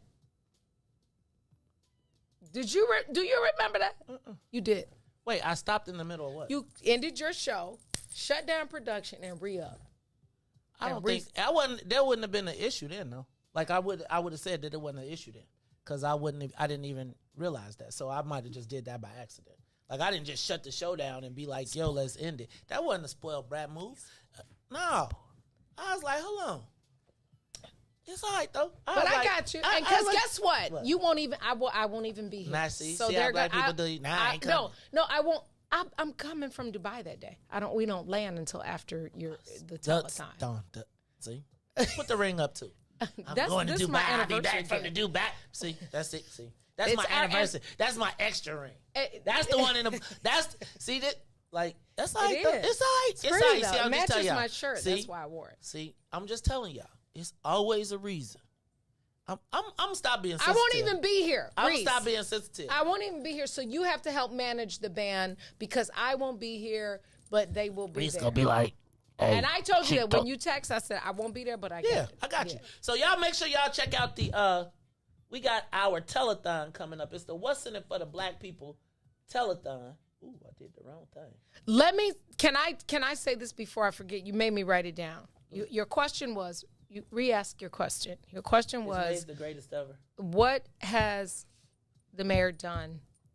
How did you pose that question? Do we have any obligation to defend the mayor?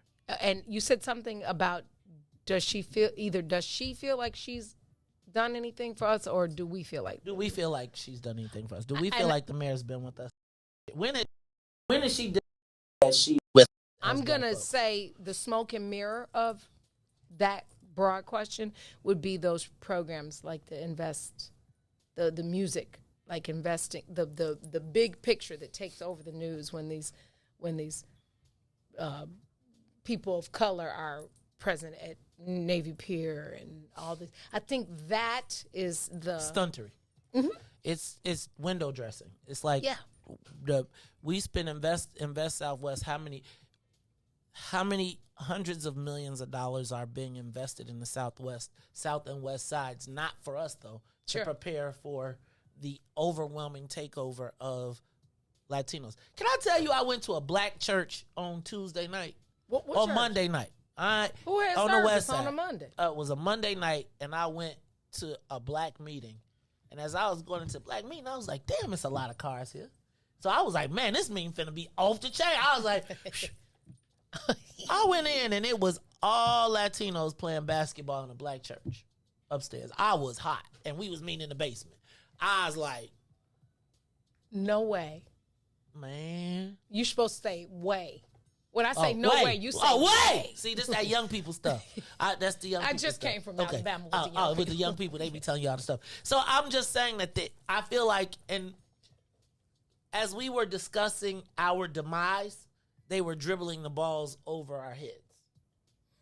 And it's crazy to me because it's almost becoming a point where nothing that we have is not being integrated. And as it gets integrated, we get moved out. Is that what responsibility do we bear or shoulder to circumvent that? I think the challenge is because our disunity. You know why they're allowed to do that? Because we're fighting each other. I agree with that. Back to your loyalty. I got that.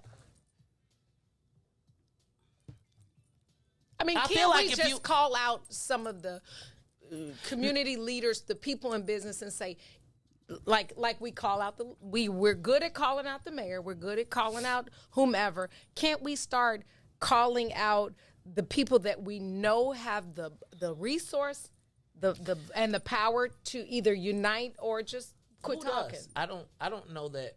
I was talking about this yesterday. I was thinking about, like, I was watching our community, and I feel like it goes back to when we were talking about the streets. Mm-hmm. There isn't organization in our community. Mm-hmm.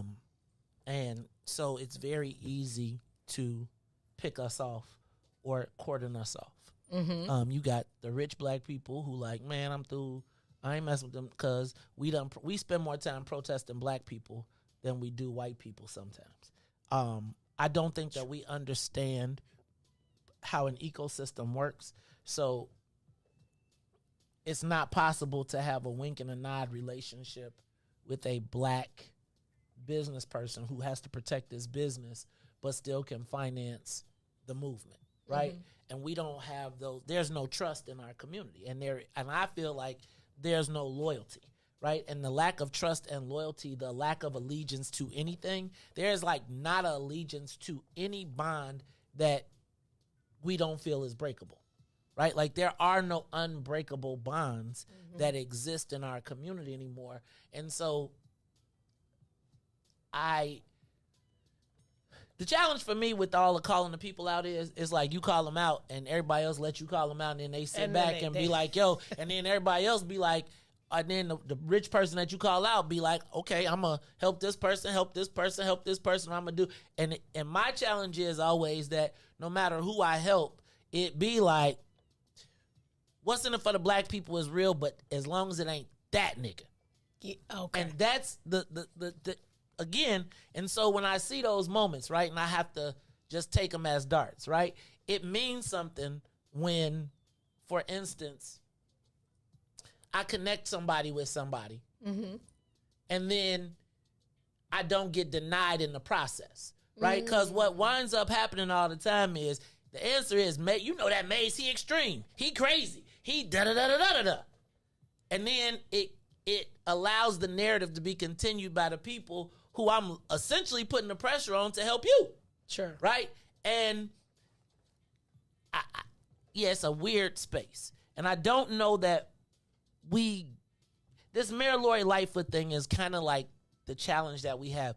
Like, we find ourselves having to defend people who really demonstrate anything to us as a community. Every time a black person gets in trouble, right? Like, I'll give you an example right now. Right now, there's an issue at the Park District that could obliterate somebody that we all know. Now, if that person was in the plan of gets nothing, right? Like, we gonna help you. We gonna be at all the parties. We gonna be at all the and right now, when there's an opportunity, just be like, I could put the knife right in your throat and be like, and let it go. And let you bleed out. And not even let you bleed out, make you bleed out. Right. If we kick it off right now, the Park District would change. Now imagine me being in all the places I've been this year, and it's been like, oh, that nigga over there. And so it winds up all the time where we don't understand the ecosystem. I push the button so that money can be generated, so that the problem is the people be like, who reap the benefit be like, but I'm not going to be cool with him. Sure. I'm going to make the money. And thank you, Maze, for shaking this tree. Right. And Appreciate making you, all bro. this stuff falling. Right. But I'm a dip. Because I can't be too closely associated with you. And that's where I always look at that whole loyalty thing. But that's even the mayor. Like, when I think about the mayor, shoot, she ain't did nothing for us. And I find myself even questioning, do we allow this white man to take her, to go at her? Because I feel like he can open the floodgates of white anger.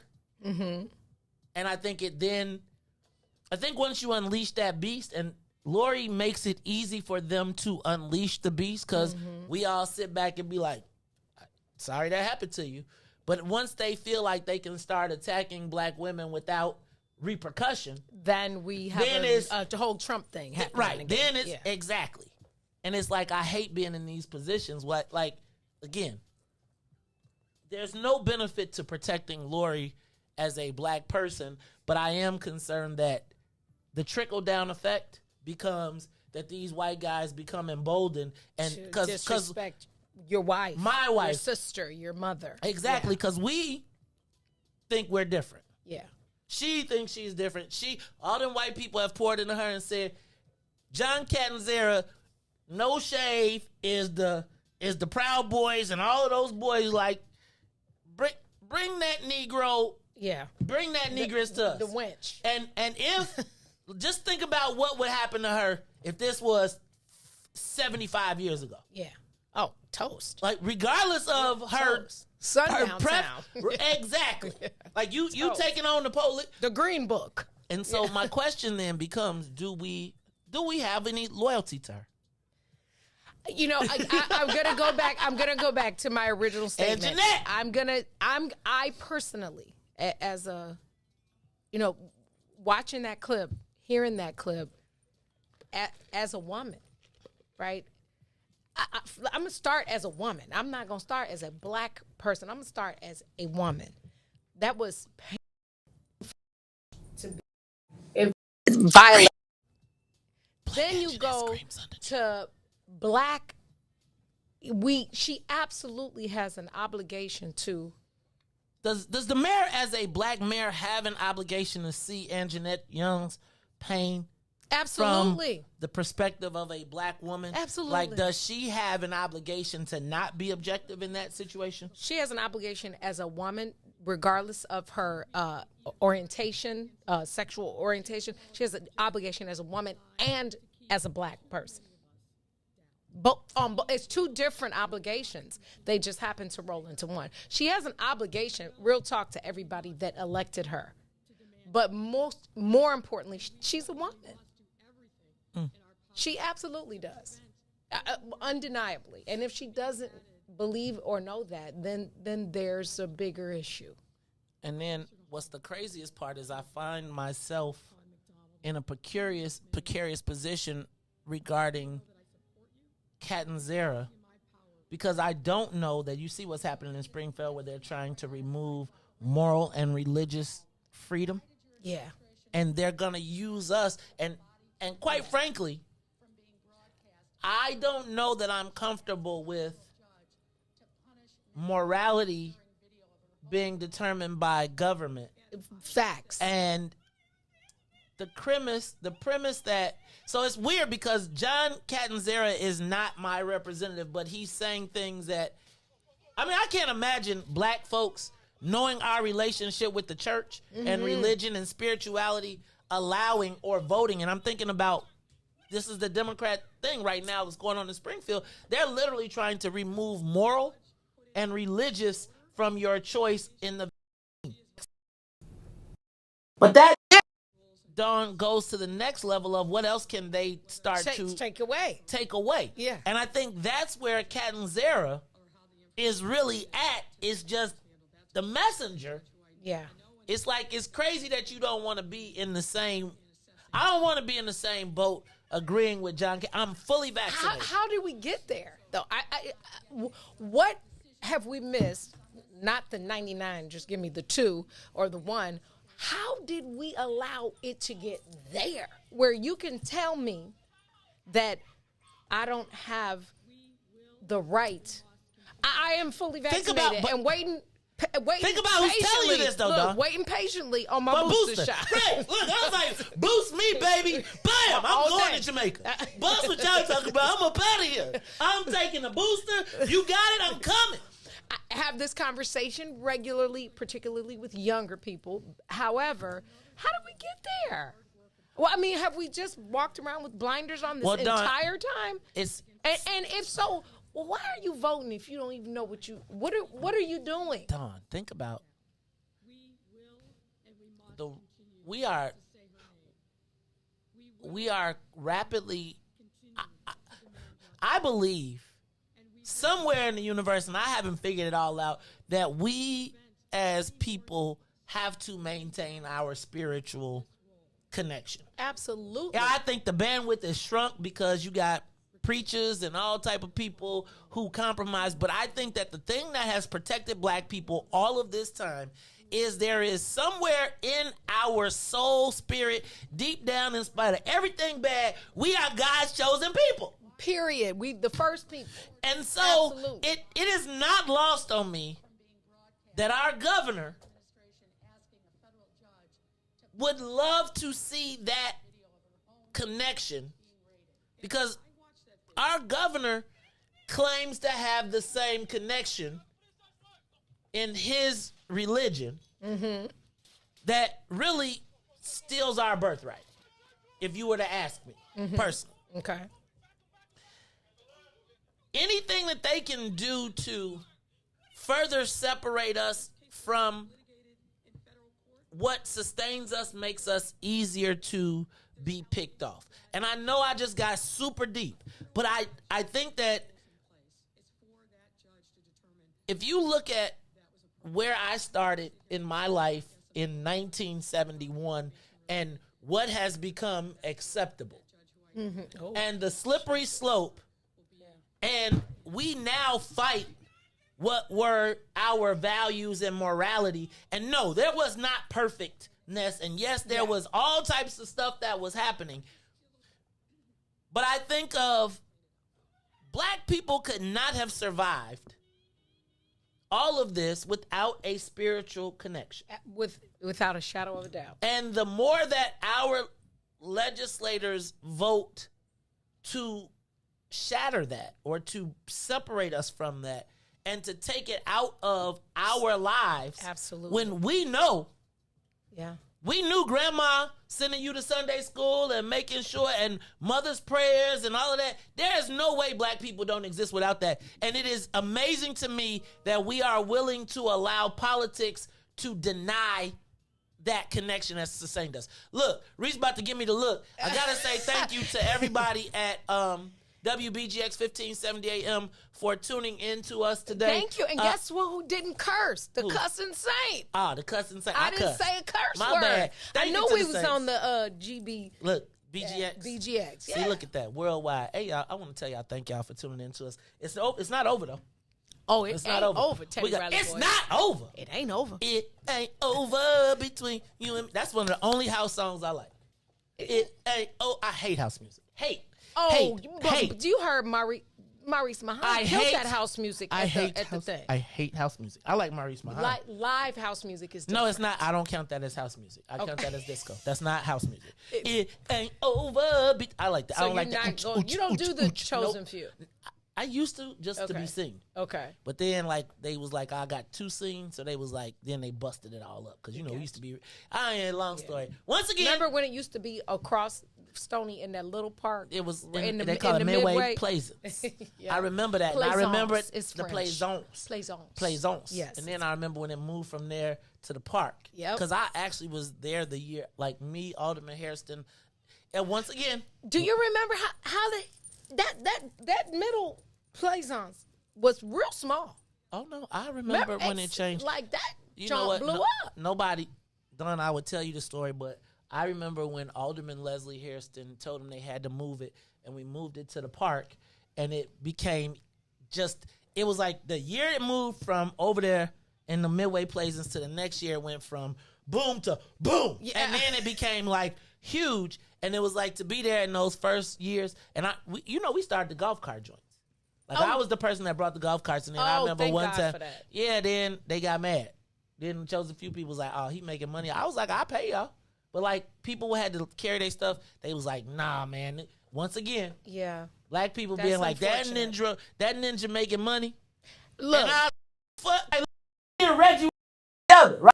Can't we all just get along? Wasn't that a movie? Is that the right line? That's old boy. That's Reginald Denny after he got hit with the brick. Yeah, dang. Gina. I'm just saying, like, man, you know how many $1 million opportunities, and then they turned it into their own business, which I'm not. I'm not mad at that. I'm not. I'm just saying, don't cut me out. Say, cuz, hey, man, like black people. But there are some missed opportunities in there for other people to be a part of that money machine. You know what though? I'm gonna tell you. Sometimes I feel like people have parties just to tell people no. Like I feel like sometimes you have events, big, huge events, and the appeal of the big event is not how big it is, but the ability to reject people or the ability to a lot of times I think people things and for the ability to run it, even if it's for December on your schedule. I don't want to. That's the Millhouse Company Christmas 20th anniversary Christmas party. Put that. It's a day party. It's a Sunday. Okay, text it to me. Man, I was putting it in mind too. Okay, yeah. Oh, Riis do that. Please. Put it down. Write it down. See, I'm saying it on the air because I'm gonna forget. So I plugged up. Is she doing this? I had a party. I was trying to and then they saying it out. I'm inviting all the viewers. I'm inviting you and Riis. They just be like this. They be like, look, is that man's gonna be there? Nah, we kick him to the curb. Because I got to tell you off air this incredible surprise that I'm working on. For don't. Look, you know it's gonna be like. Look, she probably gonna have Jay-Z. It's the Maze Jackson Show. We'll be back after these messages. Thanks to everybody at WBGX. Right back. That video.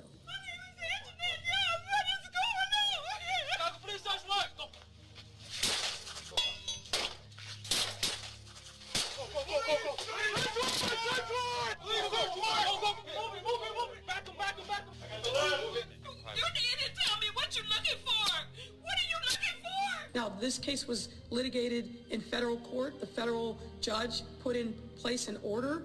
There's allegations that she has violated that. A federal judge put rules in place. It's for that judge to determine whether or not that was appropriate. The Maze Jackson Show will be back after this break. WIIFTBPM.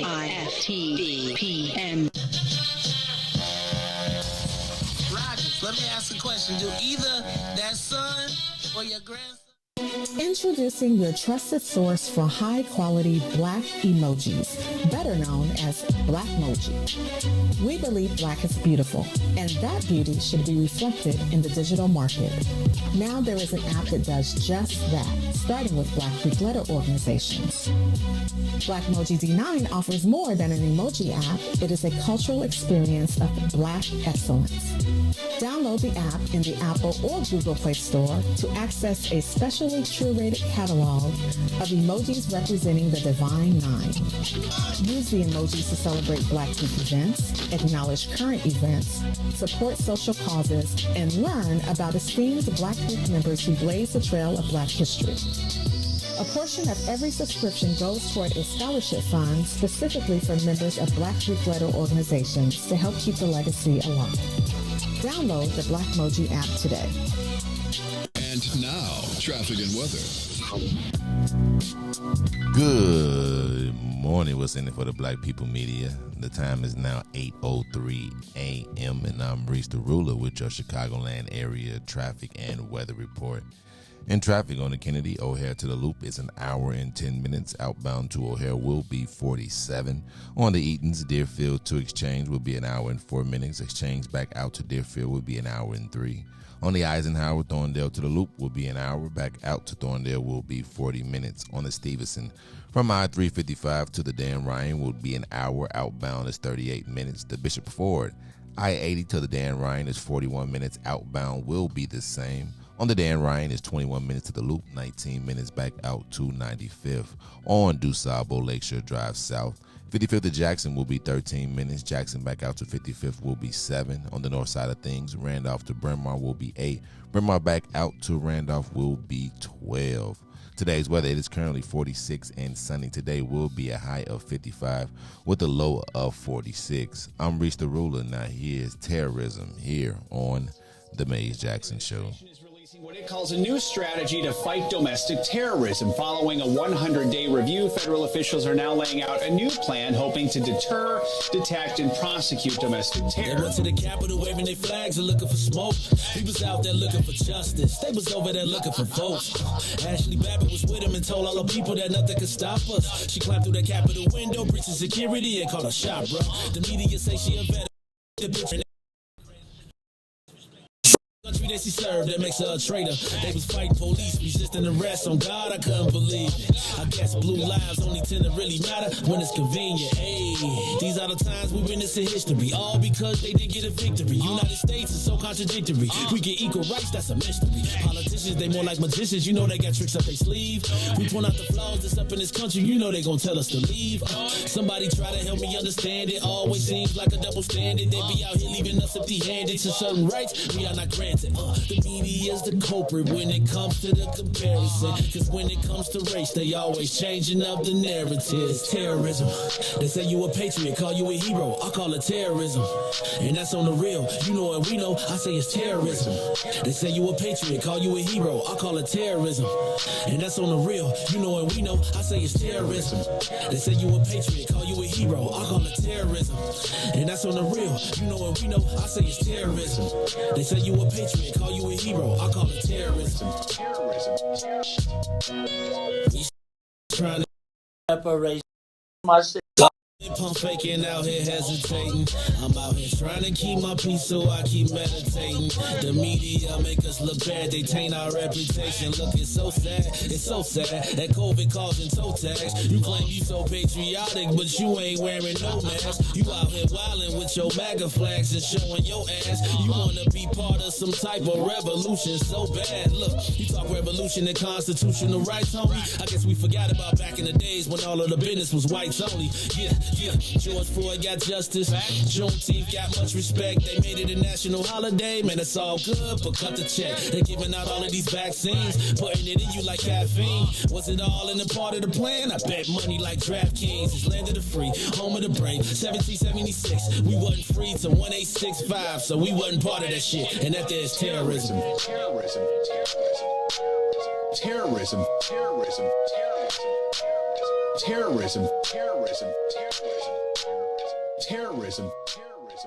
Back to the Maze Jackson Show. You are listening to the most dangerous show in the morning. This is What's in It for the Black People Radio. Maze Jackson. Maze Jackson, the most vociferous advocate for black people in the world. For Ruthie Moore, for Todd Stoger, I am the host of the Maze Jackson Show, asking every single day, what's in it for the black people? And if you don't like it, you can still tell them Maze said, Mayor Lightfoot, man, we ain't accepting that. We ain't accepting that. Let's go.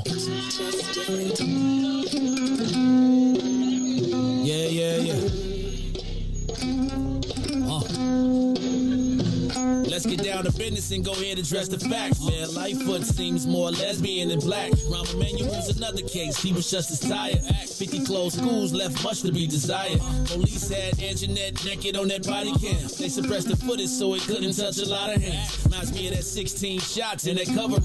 Both of them similar, so I went and dug it up. George Floyd killed, a lot of riots happened in the town. Southside burned and they wouldn't let them bridges down. Grandmother sick, need a prescription and plus a couple groceries. You gon' have to travel just to get it now. COVID-19 out here shutting all the business down. Not enough SBA loans to even give around. So many failed businesses that you can put them in the pile. If you don't survive the pandemic, it's gon' sit you down. We sing, dance, play ball, entertain, and crack jokes. Government infested black neighborhoods with crack smoke. System that milked us so bad, we got lactose. Still trying to find out what's in it for us black folks. We sing, dance, play ball, entertain, and crack jokes. Government infested black neighborhoods with crack smoke. System that milked us so bad, we got lactose. Still trying to find out what's in it for us black folks. Shout out to Willie Wilson, hope one day you get to send it. We need some different players in the game to handle business. So many shady characters like Madigan and Blotto. But when you really break it down, it's typical Chicago. City full of gangsters, it's what the land was built on. Same streets with hood legends, DNA gets spilled on. Carjackers out here lurking, trying to get they steel on. Looking for a block to put them Hellcat wheels on. Let us give bogus appraisals a red line. Car crackers out here getting minimal fair time. And up to seal carry, I stay with the pipe. But Illinois gun laws giving minimal rights. Stay up on the swivel, make sure I'm moving tight. Check all of my mirrors when I pull up to the light. Pick my homie up from out of town, man, he caught a flight. He was hella nervous, told him, shorty, this a way of life. We sing, dance, play ball, entertain, and crack jokes. Government infested black neighborhoods with crack smoke. System that milked us so bad, we got lactose. Still trying to find out what's in it for us black folks. We sing, dance, play ball, entertain, and crack jokes. Government infested black neighborhoods with crack smoke. System that milked us so bad, we got lactose. Still trying to find out what's in it for us black folks. I don't know.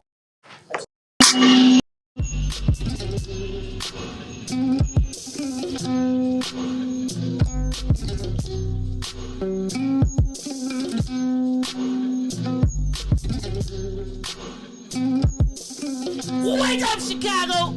Wake up, world. This is the Maze Jackson Show. I'm your host, Maze Jackson. Got my sitting in with me as my co-host is Miss Dawn Millhouse. Plus, in the back. Morning, I don't know if he actually woke up. You're awake? Because he was doing his sports, traffic, and weather. Yeah. It's DJ Riis, the ruler. Riis, why you down, man? You He's down. You know why he's down? Hold on. Let me tell you why you're down. I know, because I know this kid. He's still mad that he went to sleep. He's salty at himself still. Would you tell him it was okay to sleep? No. It was okay. No, I'm going to tell you. He's over there mad at himself. Haircut yesterday. I got to leave right out the head. Go get my haircut. I can cut your hair. Right. No, you got it. Nah, Riis got his patch shape. You know how to line my patch up in the back too? Oh, you're talking about your shag. your muff. What don't they call it? A muff. No, that's not what they call it. A muff. A mullet. A mullet. A mullet, yeah. You got a mullet. Oh, that's what they call it? That's what the white people call it. I thought it was when your joint be like this. No, a shag is what black people call it. A mullet is what white. Same I thought thing. the white people. So I grew up with a mullet was your hair was short on the sides, and then it was long in the back. Mullet is the black people shag. Yeah. I don't know. Okay, well we'll check y'all out. It's the Maze Jackson Show. Coming up at 8:15. That's a mullet. That's what I said, but that ain't a shag. That's what I said. That's a mullet. I called that. That ain't what he got. He got a shag. That's what black is. No, the mullet. The mullet is you got to have long hair, then you got to have it shaved on the side, and it's almost like a Pope mohawk.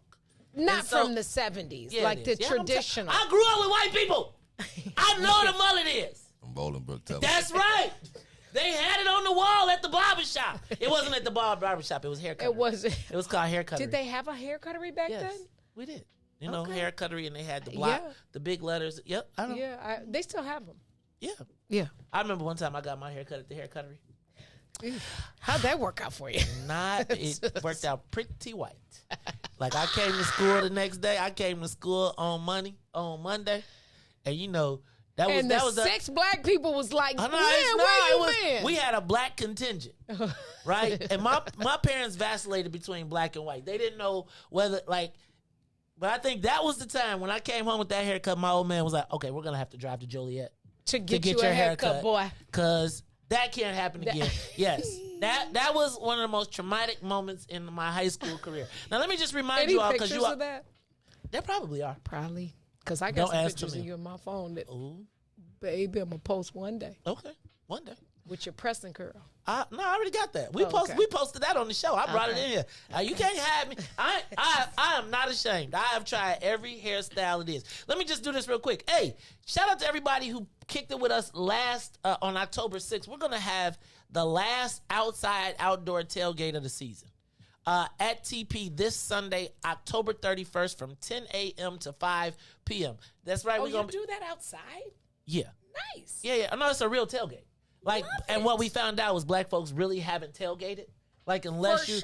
And so they was like, wait a minute, what? So look, it's gonna be a little chilly, but that's the whole part of it. That's the whole point. That's the whole thing. Put a little sippy in your cup. Get your cup right. Get your barbecue grill. Pull up your car. Pull up the spot. We are getting it in. We gonna eat, and then you can go inside, watch the game, and then you can come back outside. We're gonna sit in the park. We had a blast last time. I think your local weed man is coming with the slushies again. Y'all was slapped on the slushies. I think I'm coming. Yeah, I will believe you. Nah, I'm in town this week. Nah, I believe you. Dead ass. Yeah, I believe you. Yeah, we believe you when you come. Yep. I done sent you plenty of invites. Never come. I'm always busy. It's okay. It's okay. I was at the game. That same thing she said when she didn't invite me to the party, y'all. I was at the Raiders game. She had a party and didn't even invite me, y'all. Which one? She came in here and told. See?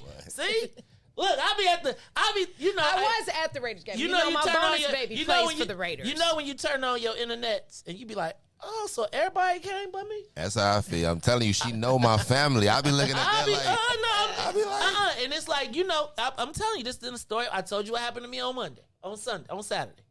People be like, oh, that Maze Jackson. You be looking at the pot. You be like, nah, I know them. And wait, you mad at me because of them? And wait, what's going on? But you were at my birthday party. Which and one? I went at the 50. roller rink. Oh, I was. So was everybody. No, they weren't. Yeah, I was. Everybody's story. I was. That's because when I'm invited, that was only. I show up. That was only. Nobody loves 50 me. people. Riis. 55. I invited Riis, 55 people. I be. The internet's be.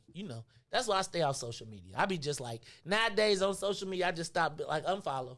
Not unfriend, just unfollow because I don't want to see nothing. Then I catch attitude. Then I be looking but like. But I was when you sent that one for the Raiders game, I was at the game in Vegas. I got you. Getting dogged out because I had on Raiders gear. But my bonus child plays for the Raiders. I'm like, I don't owe the Bears killing me, man. All right, now look. Speaking of this, y'all, we got a big guest coming in a few minutes. Yeah. Evan Moore from the Chicago Sun-Times. Did y'all see the story in the Chicago Sun-Times about the connection between violence and music? Those drill rap.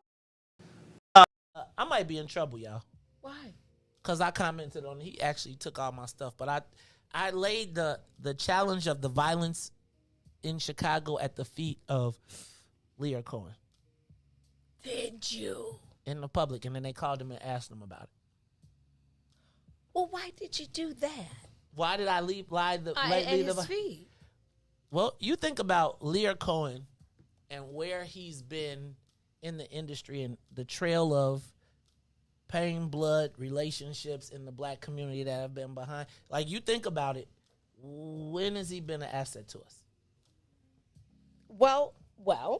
And so when you let's think go about from the money standpoint and the. But what was?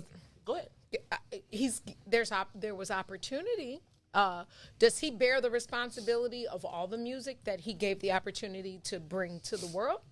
I would say that when because if he didn't put us on, then we'd be mad at him for that. I feel like it's effed up that we have to have. I think it's effed up that black people have to go to a white person, an Israeli, to put them on in our own industry. It is crazy to me that Lear Cohen started out as Russell Simmons' understudy. Sure. And eventually ended up with his company. That he then negotiated a sale for, of which Russell got none. And then moved on to YouTube Music, where he but decided that the best thing he could do with that platform was to highlight Chief Keef. Now, I'm not tripping. Mm-hmm. But Leo And if you look at the people that are in control of urban music across the country, they are white Jewish people. I struggle with that word. They're white Jewish people who have figured out a way to monetize our dysfunction. And what I suggested was that, no, he's not yes, he did not create those artists. The environment created those artists, but what he was wise enough to do was figure out a way to monetize it and then even monetize them in death. Okay, hold on. Pop, put a pin in that. Are you giving the same culpability then to Master P and to all of the Suge, to all the other Master P? There's a lot of people that are monetizing off the same kind of music. 50. The culture, I watch all the shows, but Master P would definitely fit that category, and I'm a Master P fan. I would say that the monetization of dysfunction has become a business model that was elevated, and that it was a business model that was elevated. I would argue that during Lear Cohen's time in reign, him, Jimmy Iovine, and a variety of people were recognized that while Master P, J, all of those people that were getting those independent deals, it goes back to my premise of not being able to transfer your illicit wealth for black people into legitimate wealth. So if you take Master P 20 years ago and then you take Master P now, you look at what Master P is doing in the black community now compared to, right? And he's not monetizing death. As a matter of fact, he's now elevating, etc. If you give us the opportunity to elevate, right? So again, if you we all start with an issue. Okay. Like I would say that most black folks got there's dysfunction in our community, and it takes you seeing non-dysfunction to then say, okay, we're going to do something different. Oh well, and then, but you are the exception. You're in the few percentage that can even if you've only ever lived in dysfunction, how can you even take notice of somebody that is not operating in dysfunction? So when I think that it's exposure and you realize that the stuff that you're doing ain't the way it's supposed to go. And I think you see it. I think you've seen it in Jay. I think you've seen it in Master P. I think you've seen it in almost all of the people that were able to hold on to a portion of that wealth that they got when we had the very control, when they could only distribute. And there was a point in which the white boys was like, we got to get back in control of our Negroes, right? Yeah. That's when they go to Jay and say, why don't you be the president of our iconic brand and stop building this thing on that you got, right, with these brothers, right. And I'm going to give you here. Right. And who turns down Def Jam? Understanding the history of what Def Jam means to rap and the history. To black people. Right. Yeah. And so I would argue with you, Dawn, that dysfunction is sold. So, and I pointed to this in the article, or they went back. I said, like, if you look at YouTube, because a lot of things we do now, the old model says blame the radio. Let's tell the radio is trying to keep up with YouTube now. Like Absolutely. because the kids ain't listening to the radio. They be like, my kids be like, I say, you want the radio in the car? They be like, no. I got YouTube, they got their phone, etc. Right, Spotify, all that. And so now what you've got is these artists that YouTube says, well, our community standards say no. But Lear Cohen took YouTube music, right? He was at the cusp of the beginning of that music and saying, man, yo, it's moving from radio. Let's start recruiting. That's where he got the Chief Keef. And now you got a Chief Keef that's this kid that you never heard of, that you don't got to invest no money, because all they got to do is be in a crib with guns and smoke some weed, and we can make lean. And we can make them. We can monetize that in a culture. Right. And now it created a whole genre. And that whole genre now it's like the Pied Piper, and all the kids are going down it. Look at Chief Keef now. Where I derived my theory from was, you talked about Death Row. Think about how much money Death Row made off of Machiavelli the Don and all of those albums that came out subsequently after the death of Tupac. Yeah. And now you got this whole plethora of albums that you can make money on. This folk hero that people are just going to gravitate and buy this music, and you have no costs. Yeah. You don't got to pay no royalties. You don't got to pay nothing. So now you look at King Von. King Von's Murder shoots to the top. 4 songs in the Billboard Top 100. Yeah. Now, it's insidious to me. It's like, and I sometimes, I was about to say Ruthie. Sometimes, Dawn, I'll be like, nobody thinks like that. Sure they do. But they do. Absolutely they do. And so when I see a guy like Lear Cohen, who has monetized YouTube and turned, you like all of these rap videos, 65 Dead Ops, where they literally are now competing to be more extreme, and video of me pissing on the grave. Yeah. Me defecating on the grave. Right. And I'm getting more extreme. And if you say vax, you get blocked, but you can, yeah. And so, at a certain point, you got to ask yourself, does Lear Cohen, does the Rosenberg, do all of these people that control the monetization and the budget of who gets a budget in the culture, why do they finance what they finance? Now we can be. Is that your series or who's that? Is that who got that? Is it you? That's got to be. That's Siri. Siri is like, let Siri me. like, I got something to say.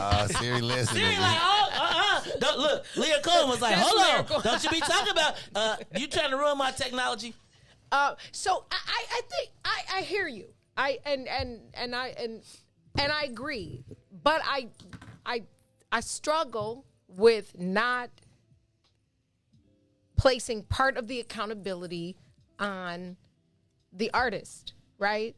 Because you putting it on a 19-year-old. I'm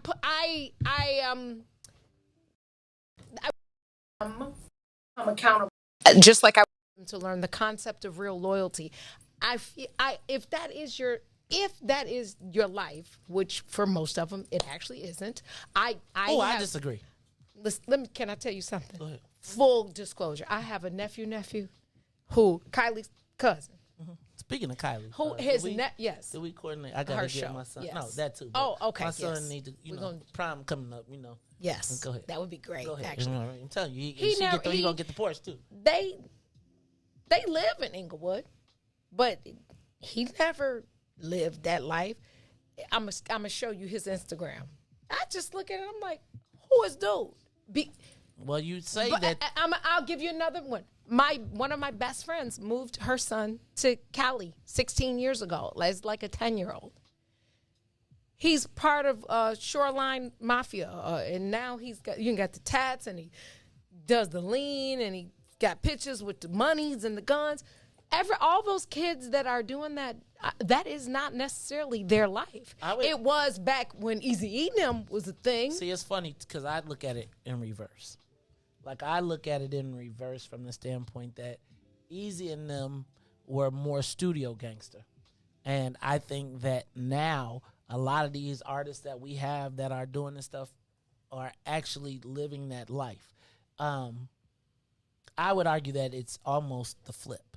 And that a lot of the kids that are posing, I just think about those two, the kid that shot the cop in the back seat, and his mom was on Instagram talking about my baby didn't da-da-da-da-da, right? And you can see in the them hospital kids, fall on the ground. Yeah, girl.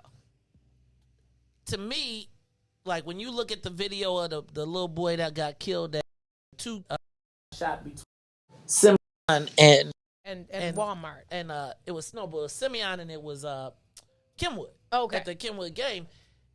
When you looked at that video, Riis, when we talking about the video, these dudes was in the Altgeld Gardens in the joint. They got guns, pistols. They in the hallways, and nobody called the police. Nobody said nothing.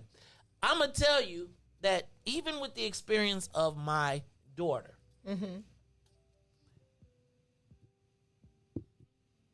I have come to recognize that whereas we talked about a lot of stuff, and maybe there was some truth mixed in there, you're finding more and more that is real. Riis, let me ask you a question. You think that the drillers are faking or are they real? It's real. And that's the reason why it's really real. And that's the reason why, like, when they say that. Are you saying it's real across the board? Some there's truth in it, but not all of them. In Chicago right now, I believe that right now, because like, this is home of the drill, I believe that it's real. Like, they really are living that life. That's why when they be saying stuff, I be really asking why nobody is out there trying to figure out why these kids at this age are living a life like that. You know, like, why they out there? Of course, man, you know, like I said, man, it's really real. Like, they can't. Was wrapping up stuff that he was actually doing. But there's like the 20/80 rule there. I know, because I know some that's not their life. I don't know. I'm telling you. I'm gonna tell you. I can't. I hit the still. I know I know the parents of these kids. I know the parents don't even know half the time what they kids. So why they getting killed then? Did they think about it? You know, by association. By who though? You know what? Because when you pop off like that and play tough, somebody gonna call you on it. And who is that somebody? Somebody that is actually doing it, but they not rapping. I would say that they are rapping. I would say they are rapping, and I would say that there is an intermingling now that where there is, like, everybody got shooters for real. Like, your crew got shooters. Like, cause I ain't even gonna lie, Tupac was a talker. You're talking about Tupac right now. Don, he didn't live the life. He was just a talker. And I'm telling you now, as Maze Jackson, who I ain't in the streets like that. Thank you, James Matthews. All these shorties ain't real. I'm telling you. They're not real boxers, right? They're not real from the standpoint that we talk about. I feel like a lot of these shorties where if it was like, I'm about to beat your butt outside after school, they not doing that. So when you say they're not real, yeah, they ain't real. They ain't finna square up with you. But if they think somebody finna do something, we just saw these dudes shoot at the door of kids coming into school. All I'm suggesting is, if you talking about the dudes on O Block, if you talking about FGBs and all of them, we got dead bodies over these same exact videos. But that's the 20%. The 80 are not real. But the 20% is driving the highest murder rates in city. And all you need is 20%. If you got Chucks, if you got 20%.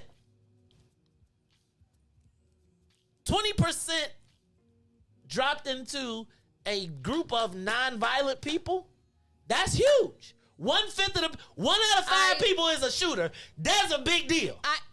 Fair enough. That point I'll take, but I'm gonna have to channel my inner Ruthie. All of them are not. Maybe that's not all there. of them. Like, you know what I'm saying? Like, some of them say it's something a whole like lot of fakers. They mimicking. Like, Little Baby said that like he ain't never did nothing. Like, he don't want to get tattooed. His stuff just rap. When you look at the Baby, he really do what he has cases. He got famous literally off shooting somebody in Walton. You know what I'm saying? Like, he really does. That was how he came. And that's the people we're talking about. We ain't talking about the 80% of fakers. We talk about the mugs that's driving the violence. And I just gotta ask you. So I'm gonna tell you like this though. If I gotta pick up, right, I can get a whole log of 10 and you dead and I ain't gotta deal with none of you. The media might forever, right? If I ain't gotta deal with the people, but I got all the product. And I got all the shows. And the profit. And I get the profits. Yeah. And I hit your mom with 10 stacks because she think 10 stacks is a lot of money. Right. That's a scratch off. Yep. Look, I need 10 albums and videos in the can. Right. You're going to do 8 million views off of that? And I'm going to get 10 cents off of every view? All right, I'll take it. Right. You dead. Yeah. And I'm saying because that's perpetuity. And it's like, and I own it. Yeah. Because who has the rights to your page when you're dead?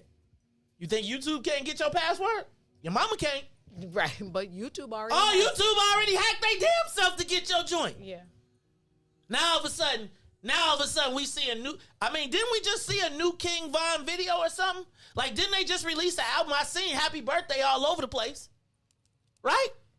I mean, I've seen billboards lately or something. I have seen a billboard. Happy Birthday downtown. I have seen it right off when you hit the corner. So now my question is, who put that up and why?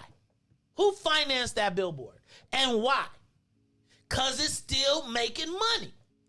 Yeah. And I'm saying he's a YouTube music artist. I mean, he got OTF, but I just think y'all got to be paying attention because I don't think that black folks intentionally plot to kill each other. But I think if you show, like Riis and them say, if they gave you the bag and said, hey, man, I just need you to go make a video. What, you going to not make the video? Right. 64 day ops, you not going to make it? I'll make it. But they be telling They tell her they it's did. the truth. Like, I want you to understand that, Don. Like, like maybe not all of them, but the ones that are mainstream, like Lil Durk, all the FBG boys, all them, they are really game banging. Like, Little Durk can't even stay here. He performs here and he leaves. Like, that is that serious. Because I agree, but I'm not gonna. I'm gonna speak again for everyone that's real. Right, not everyone. It's 14 that aren't. Right, like 6ix9ine Tekashi. I don't believe he's real. You know, like, I don't believe he's real, but he's instigated. He's not gonna throw rice at a wedding. Let's be clear. But he's got. Them but fools there are around him, Mike. But the hanger. That's always the case. It's Smurley. always the case. It ain't, look at Ray Lewis. It ain't never the artist that did it. Yeah. It's always the people that's proven to the artist that and if your crew is shooters, like, you get points for that. Yeah. Just like we had barbers. Yeah. Like, your job was to be the barber. Your job was to get the tailor. They got a guy. Your job is the shooter. And usually the shooter, according to my source, says is a little off. Yeah. Got a little. He's expendable. He's expendable. But he'll shoot the whole block up. Yeah. Damn fool. Exactly. It's the Maze Jackson Show. When we come back, I'm glad you're here, Don, because I am too. I gotta tell you. Go pee. Yeah, you do. Not a TP. Don't say it like that, though. Look, not a TP. Do I have time to use the ladies' room? Yes, you do. Check this out, though. When we come back, I want to continue this conversation. Look, y'all done ticked me off on internet now. I told the AKs and about Amanda Seals wearing the thing, but it's a lot of non-Greek, Black Greek letter organization people talking all type of craziness. Y'all are disrespecting Black history. Like, I want to talk about this, and I want to tell Issa Rae, wannabe ass, we knew you was in the mirror 20 years ago, standing in the mirror talking about you as a pretty girl, and now you mad because you got voted out. Now you big, so you getting your revenge. Hey, I'm about to hurt some feelings in a minute. I'm about to hurt some feelings. Not so if you. You want to find out what my thoughts are really about what happened with the AKAs and Issa Rae and Amanda Seals? I'm about to tell y'all the truth and shame the devil. Because we know all y'all. Check it out. Hey, Riis. Him hurt feelings? When Riis like, I'm not in this. But Riis, check this out real quick. You remember Black Greek Organization, right? Riis. Are you? Of course. Oh, are you RQQ? Oh, God. I'm the oldest and the coldest. Come on, Don. Oh, what's that, the Kappas? Oh, my good Don. Y'all know. The coldest is the Sigma, so let's be clear. Okay. The oldest is, the Alphas. But, Riis, check this out, man. Me and you, we know that even though you went to a directional school, I'm sure you experienced it. Shots fired. The Black Greek community pretty much controls college life for Black students. I would say I agree. At college campuses. And I'm not going to say everybody wants to be a member, but I will say that a lot of people deep down in their minds or in their hearts was in their mirror, stepping around their room with their friends, doing the walks and the steps and the chants of all their favorite people. You laughing.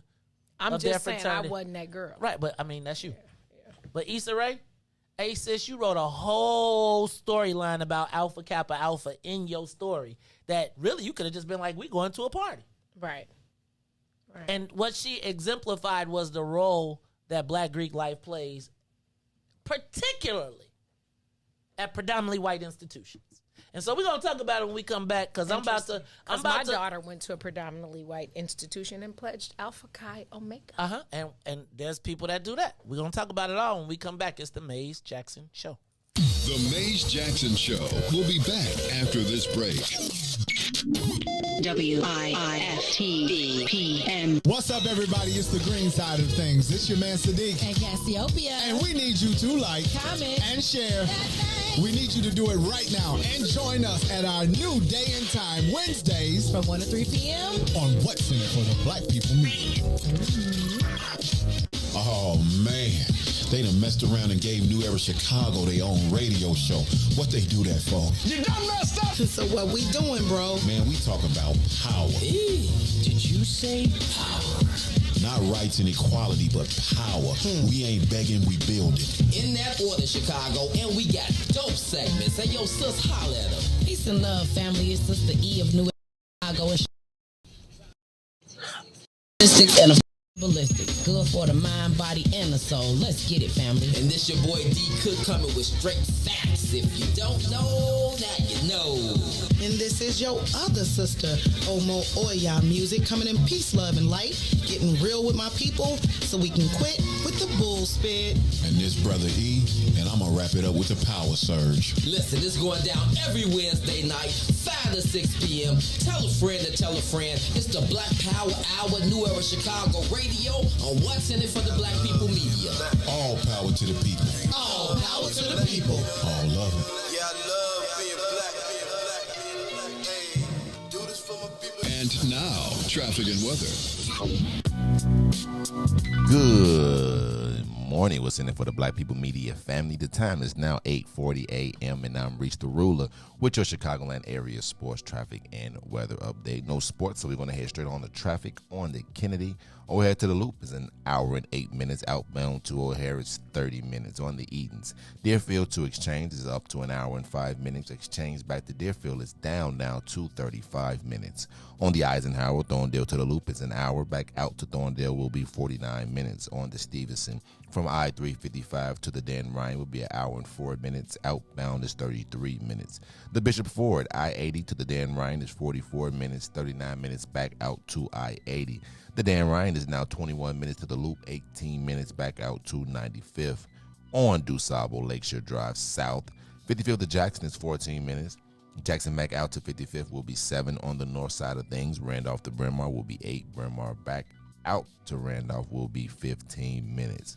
Today's weather, it is currently 46 and mostly sunny. Today will be a high of 55 with a low of 46. I'm Riis the Ruler. Now he is so good here on the Maze Jackson Show.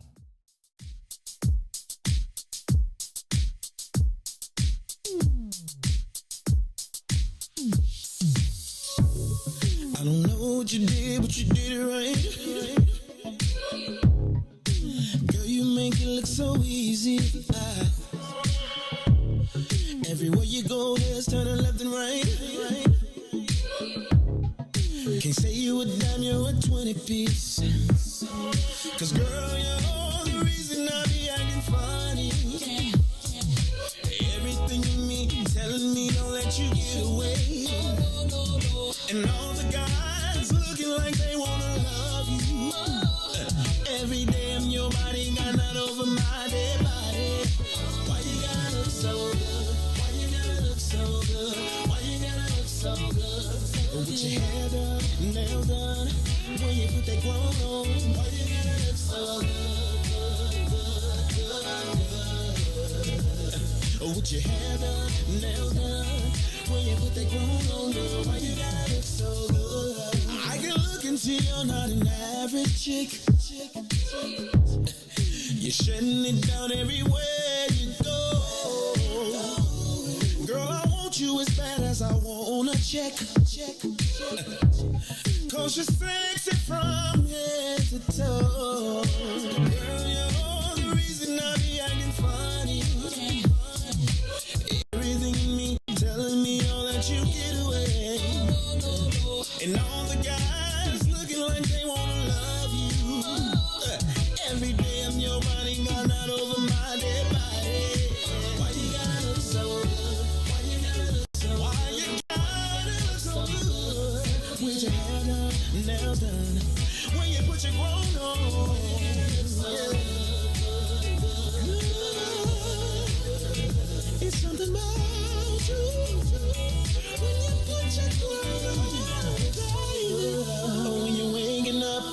straight out of bed, girl, why you gotta look so good? Oh, when you're at the job, just taking a break, girl, why you gotta look so good? In the club, turning up, why you gotta look so good? On the dance floor, giving more, why you gotta look so good? Why you gotta look so good? Why you gotta look so good? Girl, you know you be killing them when you be getting your own woman on. Why you gotta look so good? With your hair done and your nails done, when you put that grown on, girl, why you gotta look so good? You are listening to the Maze Jackson Show. I'm your gotta host. look so good? It's a good thing that it's a dude singing that song, because I'd be Why like, she gotta look I'd be like, so why do I good? look so good? I'd be like, and you know, I see myself on the camera, I'd be like, I'm fresh, but it's all good. Hey, it's the Maze Jackson Show. I got my girl Booker Dawn sitting in with me, y'all. I'm a little nervous. I'm going down to Springfield today, so can y'all pray for me, man? You know, traveling mercies. I pray for. I'm even worried about the trip. I'm worried about the conversations, because you know, I'm just telling you, I got a lot of. Riis told me that word last week, and I learned it. What's it? Fake kicking. Phony kick it. Phony kicking. And so it's a lot of people in Springfield who be like, Maze, what's in it for the black people? Because when I be in the room, but then they be dumping on me, or depending on who the room is, they cool with me or they not cool with me. Shout out to my man Cam Buckner. He be like, that's my man Maze. Well, my prayer for you is that the Lord prepare a table in the presence of your enemies. Okay. Okay. I thank you. Thank you.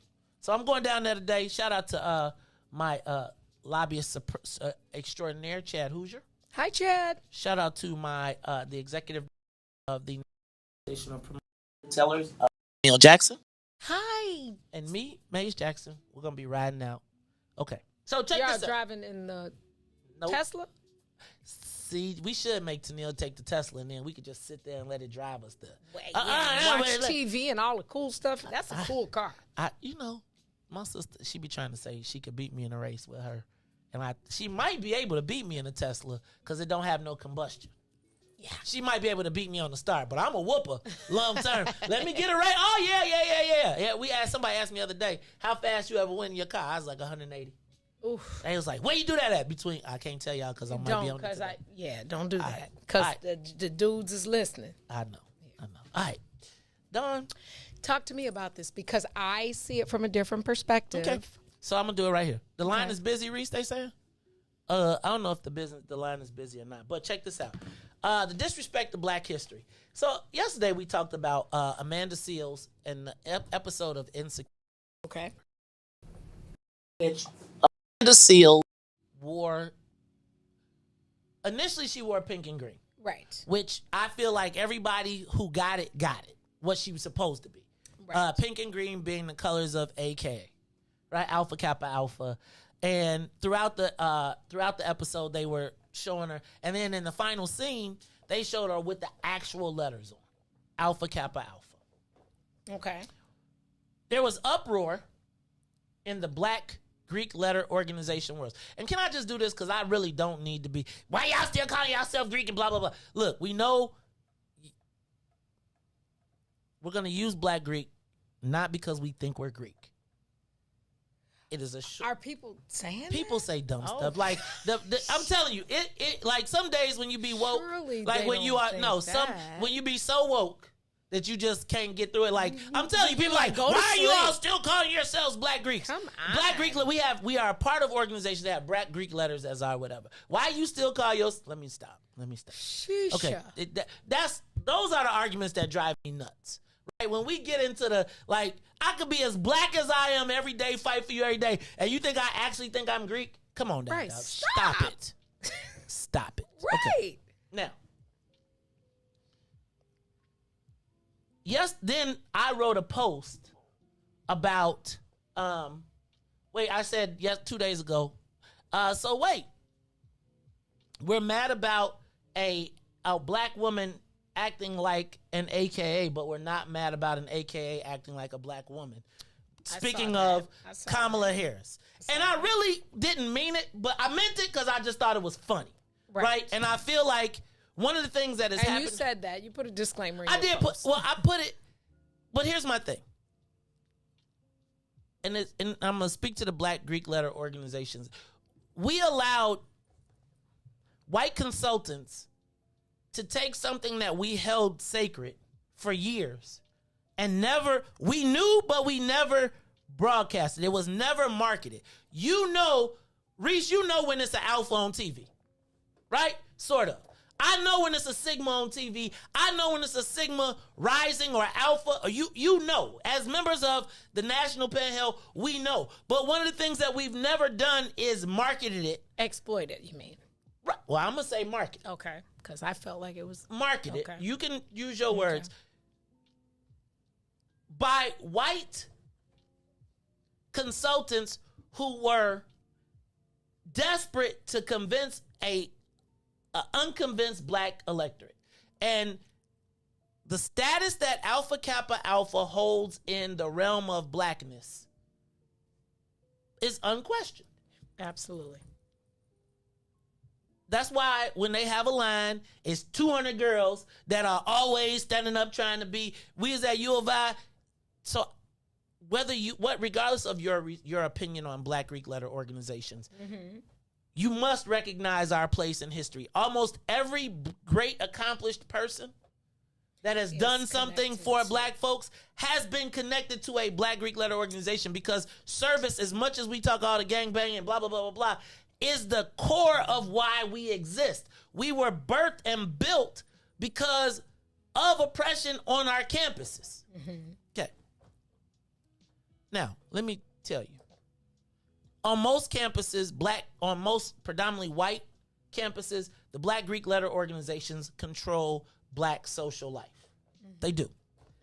Because they are institutions and they have been part of the administration for years. That's why while they are on black campuses, I feel like Black Greek letter organizations are held at a level of esteem on college campuses. Even if you ain't trying to be one, there's a certain something that comes with being a member of that. I don't know what it is. But on a college campus. And if you're on a college campus and you know, then you know how sacred those letters are, regardless of the process. I'm an old school dude, so I'll pledge for 10 weeks. I feel like but regardless of your process, there is a process that comes with those letters that only the people who have them understand. To watch Issa Rae put those letters on Amanda Seals and play as if she didn't know what those letters meant or the reaction that it would cause shows a tremendous, in my estimation, lack of respect for black history. Now, you cannot like the Black Greek letter organizations, but you cannot deny our role in history. You can't. You cannot. And so at the point in which you know about them, and she obviously knew something because she wrote it into we didn't have to have no AKA nothing. You could have said, we going to the party. You could have said, we going to the National Pen Hill party. It was specific to AKA because I'm going to tell you why. Because she thought it was going to get us some points. Like, she didn't write them in like they dissed them in. Part of, ooh. And quite I know what it's like to see your letters on TV and be excited, but I also know that the first thing I ask is he a Sigma? And if it is, well, I've never seen nobody do it because I think everybody knows well enough to know. Black folks know it just ain't cool. And I recognize all the people that think, oh, it was just acting. But it wasn't. She knew what she was doing. And I think that the challenge that we have is that, and I'm going to point this out, is that we allowed our sacred privacy to be marketed in a political space, and then you allow people to get confused. Oh, so it's okay. Pump it up and we all. Because remember, every time we talked about it, every time you talk to a Sigma or any Black Greek letter organization, they'll tell you, we not political. We can't endorse no candidates. Right? And we saw what happened. I'm going to throw the ball to you. Let me say this as a non-affiliate and the mother of a Alpha Chi Omega. I don't which know. is very different. Okay. I went to the University of Arkansas my first year. Definitely, if I was that interested in pledging, AKA for sure would have been my thing, because at the time they said that's what all the pretty girls do, but I didn't do it. Still wouldn't. If I went to college again, I wouldn't do it. I think I'm a little bit confused because after digging deep yesterday, having this conversation, apparently this character has, since 2016, since season 1, had like a mug with the Greek letters on it, and there's been no outrage. And so I would like to verify that first, because if in fact since 2016 in season 1 she's been doing this, why now is it a thing? So I can't speak to that, but what I will tell you is that if you are wearing my letters, I don't know what's on the table, but if I see you wearing my letters, knowing everything that's behind them, everything that when I was on the burning sands and went through everything else to get to, and you got them on, we got a problem. Now, what's so funny is, though, people were so willing to disrespect that sorority in that space, but y'all would have straightened y'all hat up. I bet you wouldn't be breaking your hat. I bet you wouldn't be wearing no crack 5 hat. Right. You respect let me back up. And then to watch Issa Rae's response of, whoa, I've offended you. Now, let it be some gay, trans, LGBT somebody that said they was offended. She had a sister girl response. They'll recut. She was like, oh, well, excuse me, maybe I'll take it down. Can I tell you what I would have said if I was the AKs? Take that mug down. Okay, take it down. Go ahead, badass. I told you made a mistake. You gonna tell me I made a mistake, but because I'm bigger than you, because I think I'm bigger because I got HBO, I'm gonna punish you by no, bro, take the shit down. Okay, can inserts another angle. This outrage. No dish. I hear you. I hear you. Didn't think of that perspective. I've not crossed the burning sands.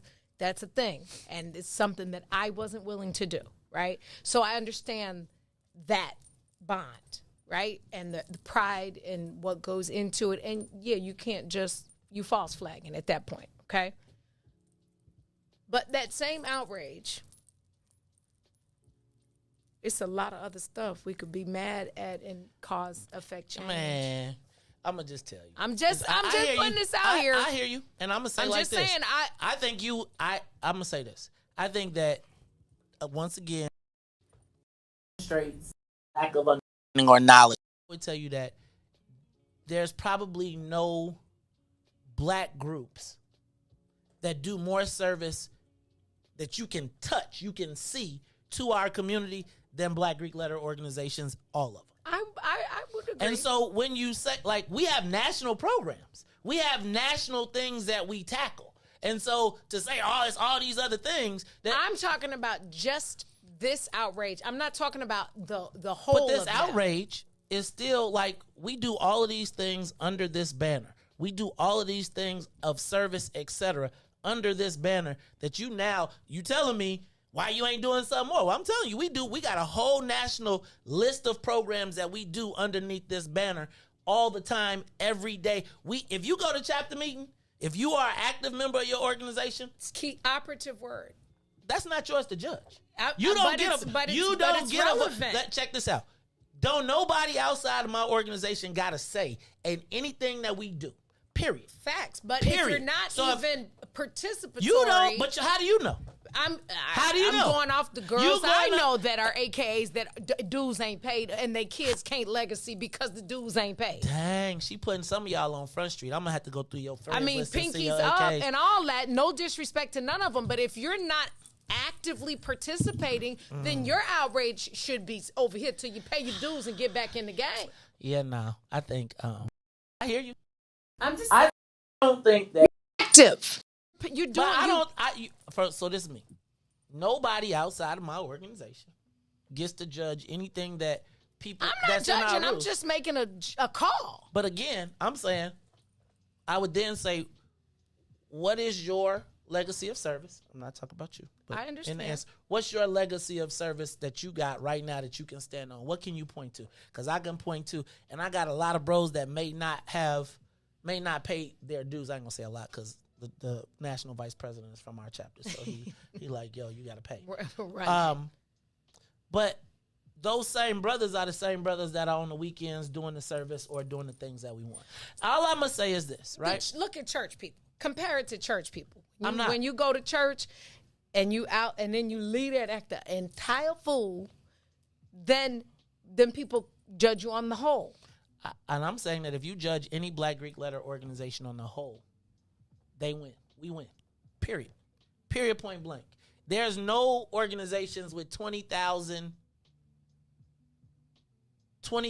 plus members that can, each of those chapters can demonstrate their service. I challenge any group of Black anything, all the way up to 100 Black men, to put your record on the record of Black folks, on the record of Black Greek letter organizations. But here's my point.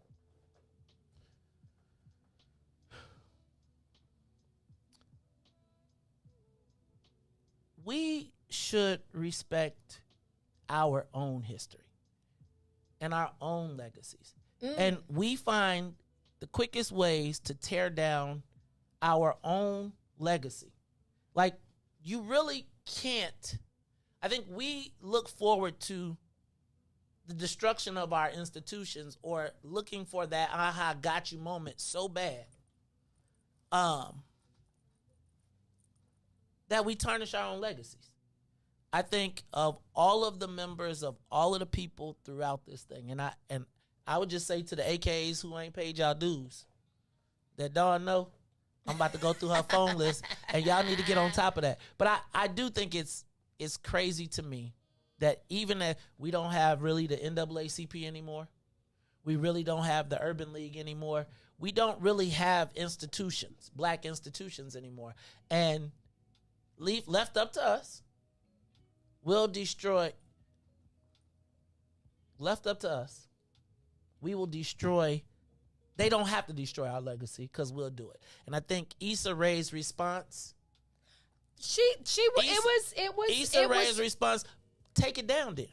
Well, take it down. Like, you ain't hurting nobody's feelings. Bye. One less episode. But like the fact that she felt okay to diss that organization. They can she was wrong for we that. gotta let you go. Tanil, I rode to Springfield before. What she say? We gotta she said go. we gotta go. She outside, sitting outside. I love it. Look, y'all, this is the Maze Jackson Show. I am the host, asking every. Oh no, back up. This is the Maze Jackson Show. Gotta say what's up thanks to my man DJ Riis the Ruler. He still got attitude. Don't you? Hey, will I be here later? What you mean? Oh yeah, he here now. Okay. So Riis is here. I was gonna cancel today. Hey, I'm sitting in with. I thought you quit. I was like, Riis said he ain't say bye today. I was like, Riis ain't say see you later. No, you didn't. I missed it. You did. I missed it. I missed it. So I was like, dang, maybe he decided because Riis he be here at 9. He be here if it ain't 58. Then I got things. So now it's the Maze Jackson Show. I am your host. Thanks to my girl Dawn for sitting there. Thanks for having me. I'll see y'all later with Chris. When you going? You gonna be here Friday? Yeah, okay. Friday. We'll have you come on Friday. All right, y'all. So it's Maze and Riis, Ruthie, Todd. We don't know if Todd really counts. You might get Todd and Don on Friday. We'll see. Should we make Todd sit over there then? Started already.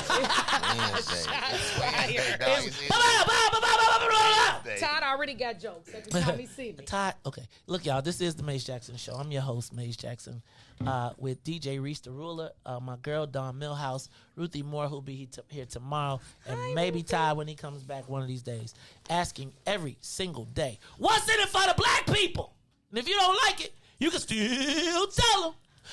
Maze said, we out of here. Peace. Let's get down to business and go ahead and address the facts, man. Lightfoot seems more lesbian than black. Rahm Emanuel's another case. He was just as tired. 50 closed schools left much to be desired. Police had Anjanette naked on that body cam. They suppressed the footage so it couldn't touch a lot of hands. Reminds me of that 16 shots in that cover up. Both of them similar, so I went and dug it up. George Floyd killed, a lot of riots happened in the town. Southside burned and they wouldn't let them bridges down. Grandmother sick, need a prescription and plus a couple groceries. You gon' have to travel just to get it now. COVID-19 out here shutting all the business down. Not enough SBA loans to even give around. So many failed businesses that you can put them in the pile. If you don't survive the pandemic, it's gon' sit you down. We sing, dance, play ball, entertain, and crack jokes. Government infested black neighborhoods with crack smoke. System that milked us so bad, we got lactose. Still trying to find out what's in it for us black folks. We sing, dance, play ball, entertain, and crack jokes. Government infested black neighborhoods with crack smoke. System that milked us so bad, we got lactose. Still trying to find out what's in it for us black folks. Shout out to Willie Wilson, hope one day you get to send it. We need some different players in the game to handle business. Too many shady like Maddie. Typical Chicago. City full of gangsters, it's what the land was built on. Same streets with hood legends, DNA gets spilled on. God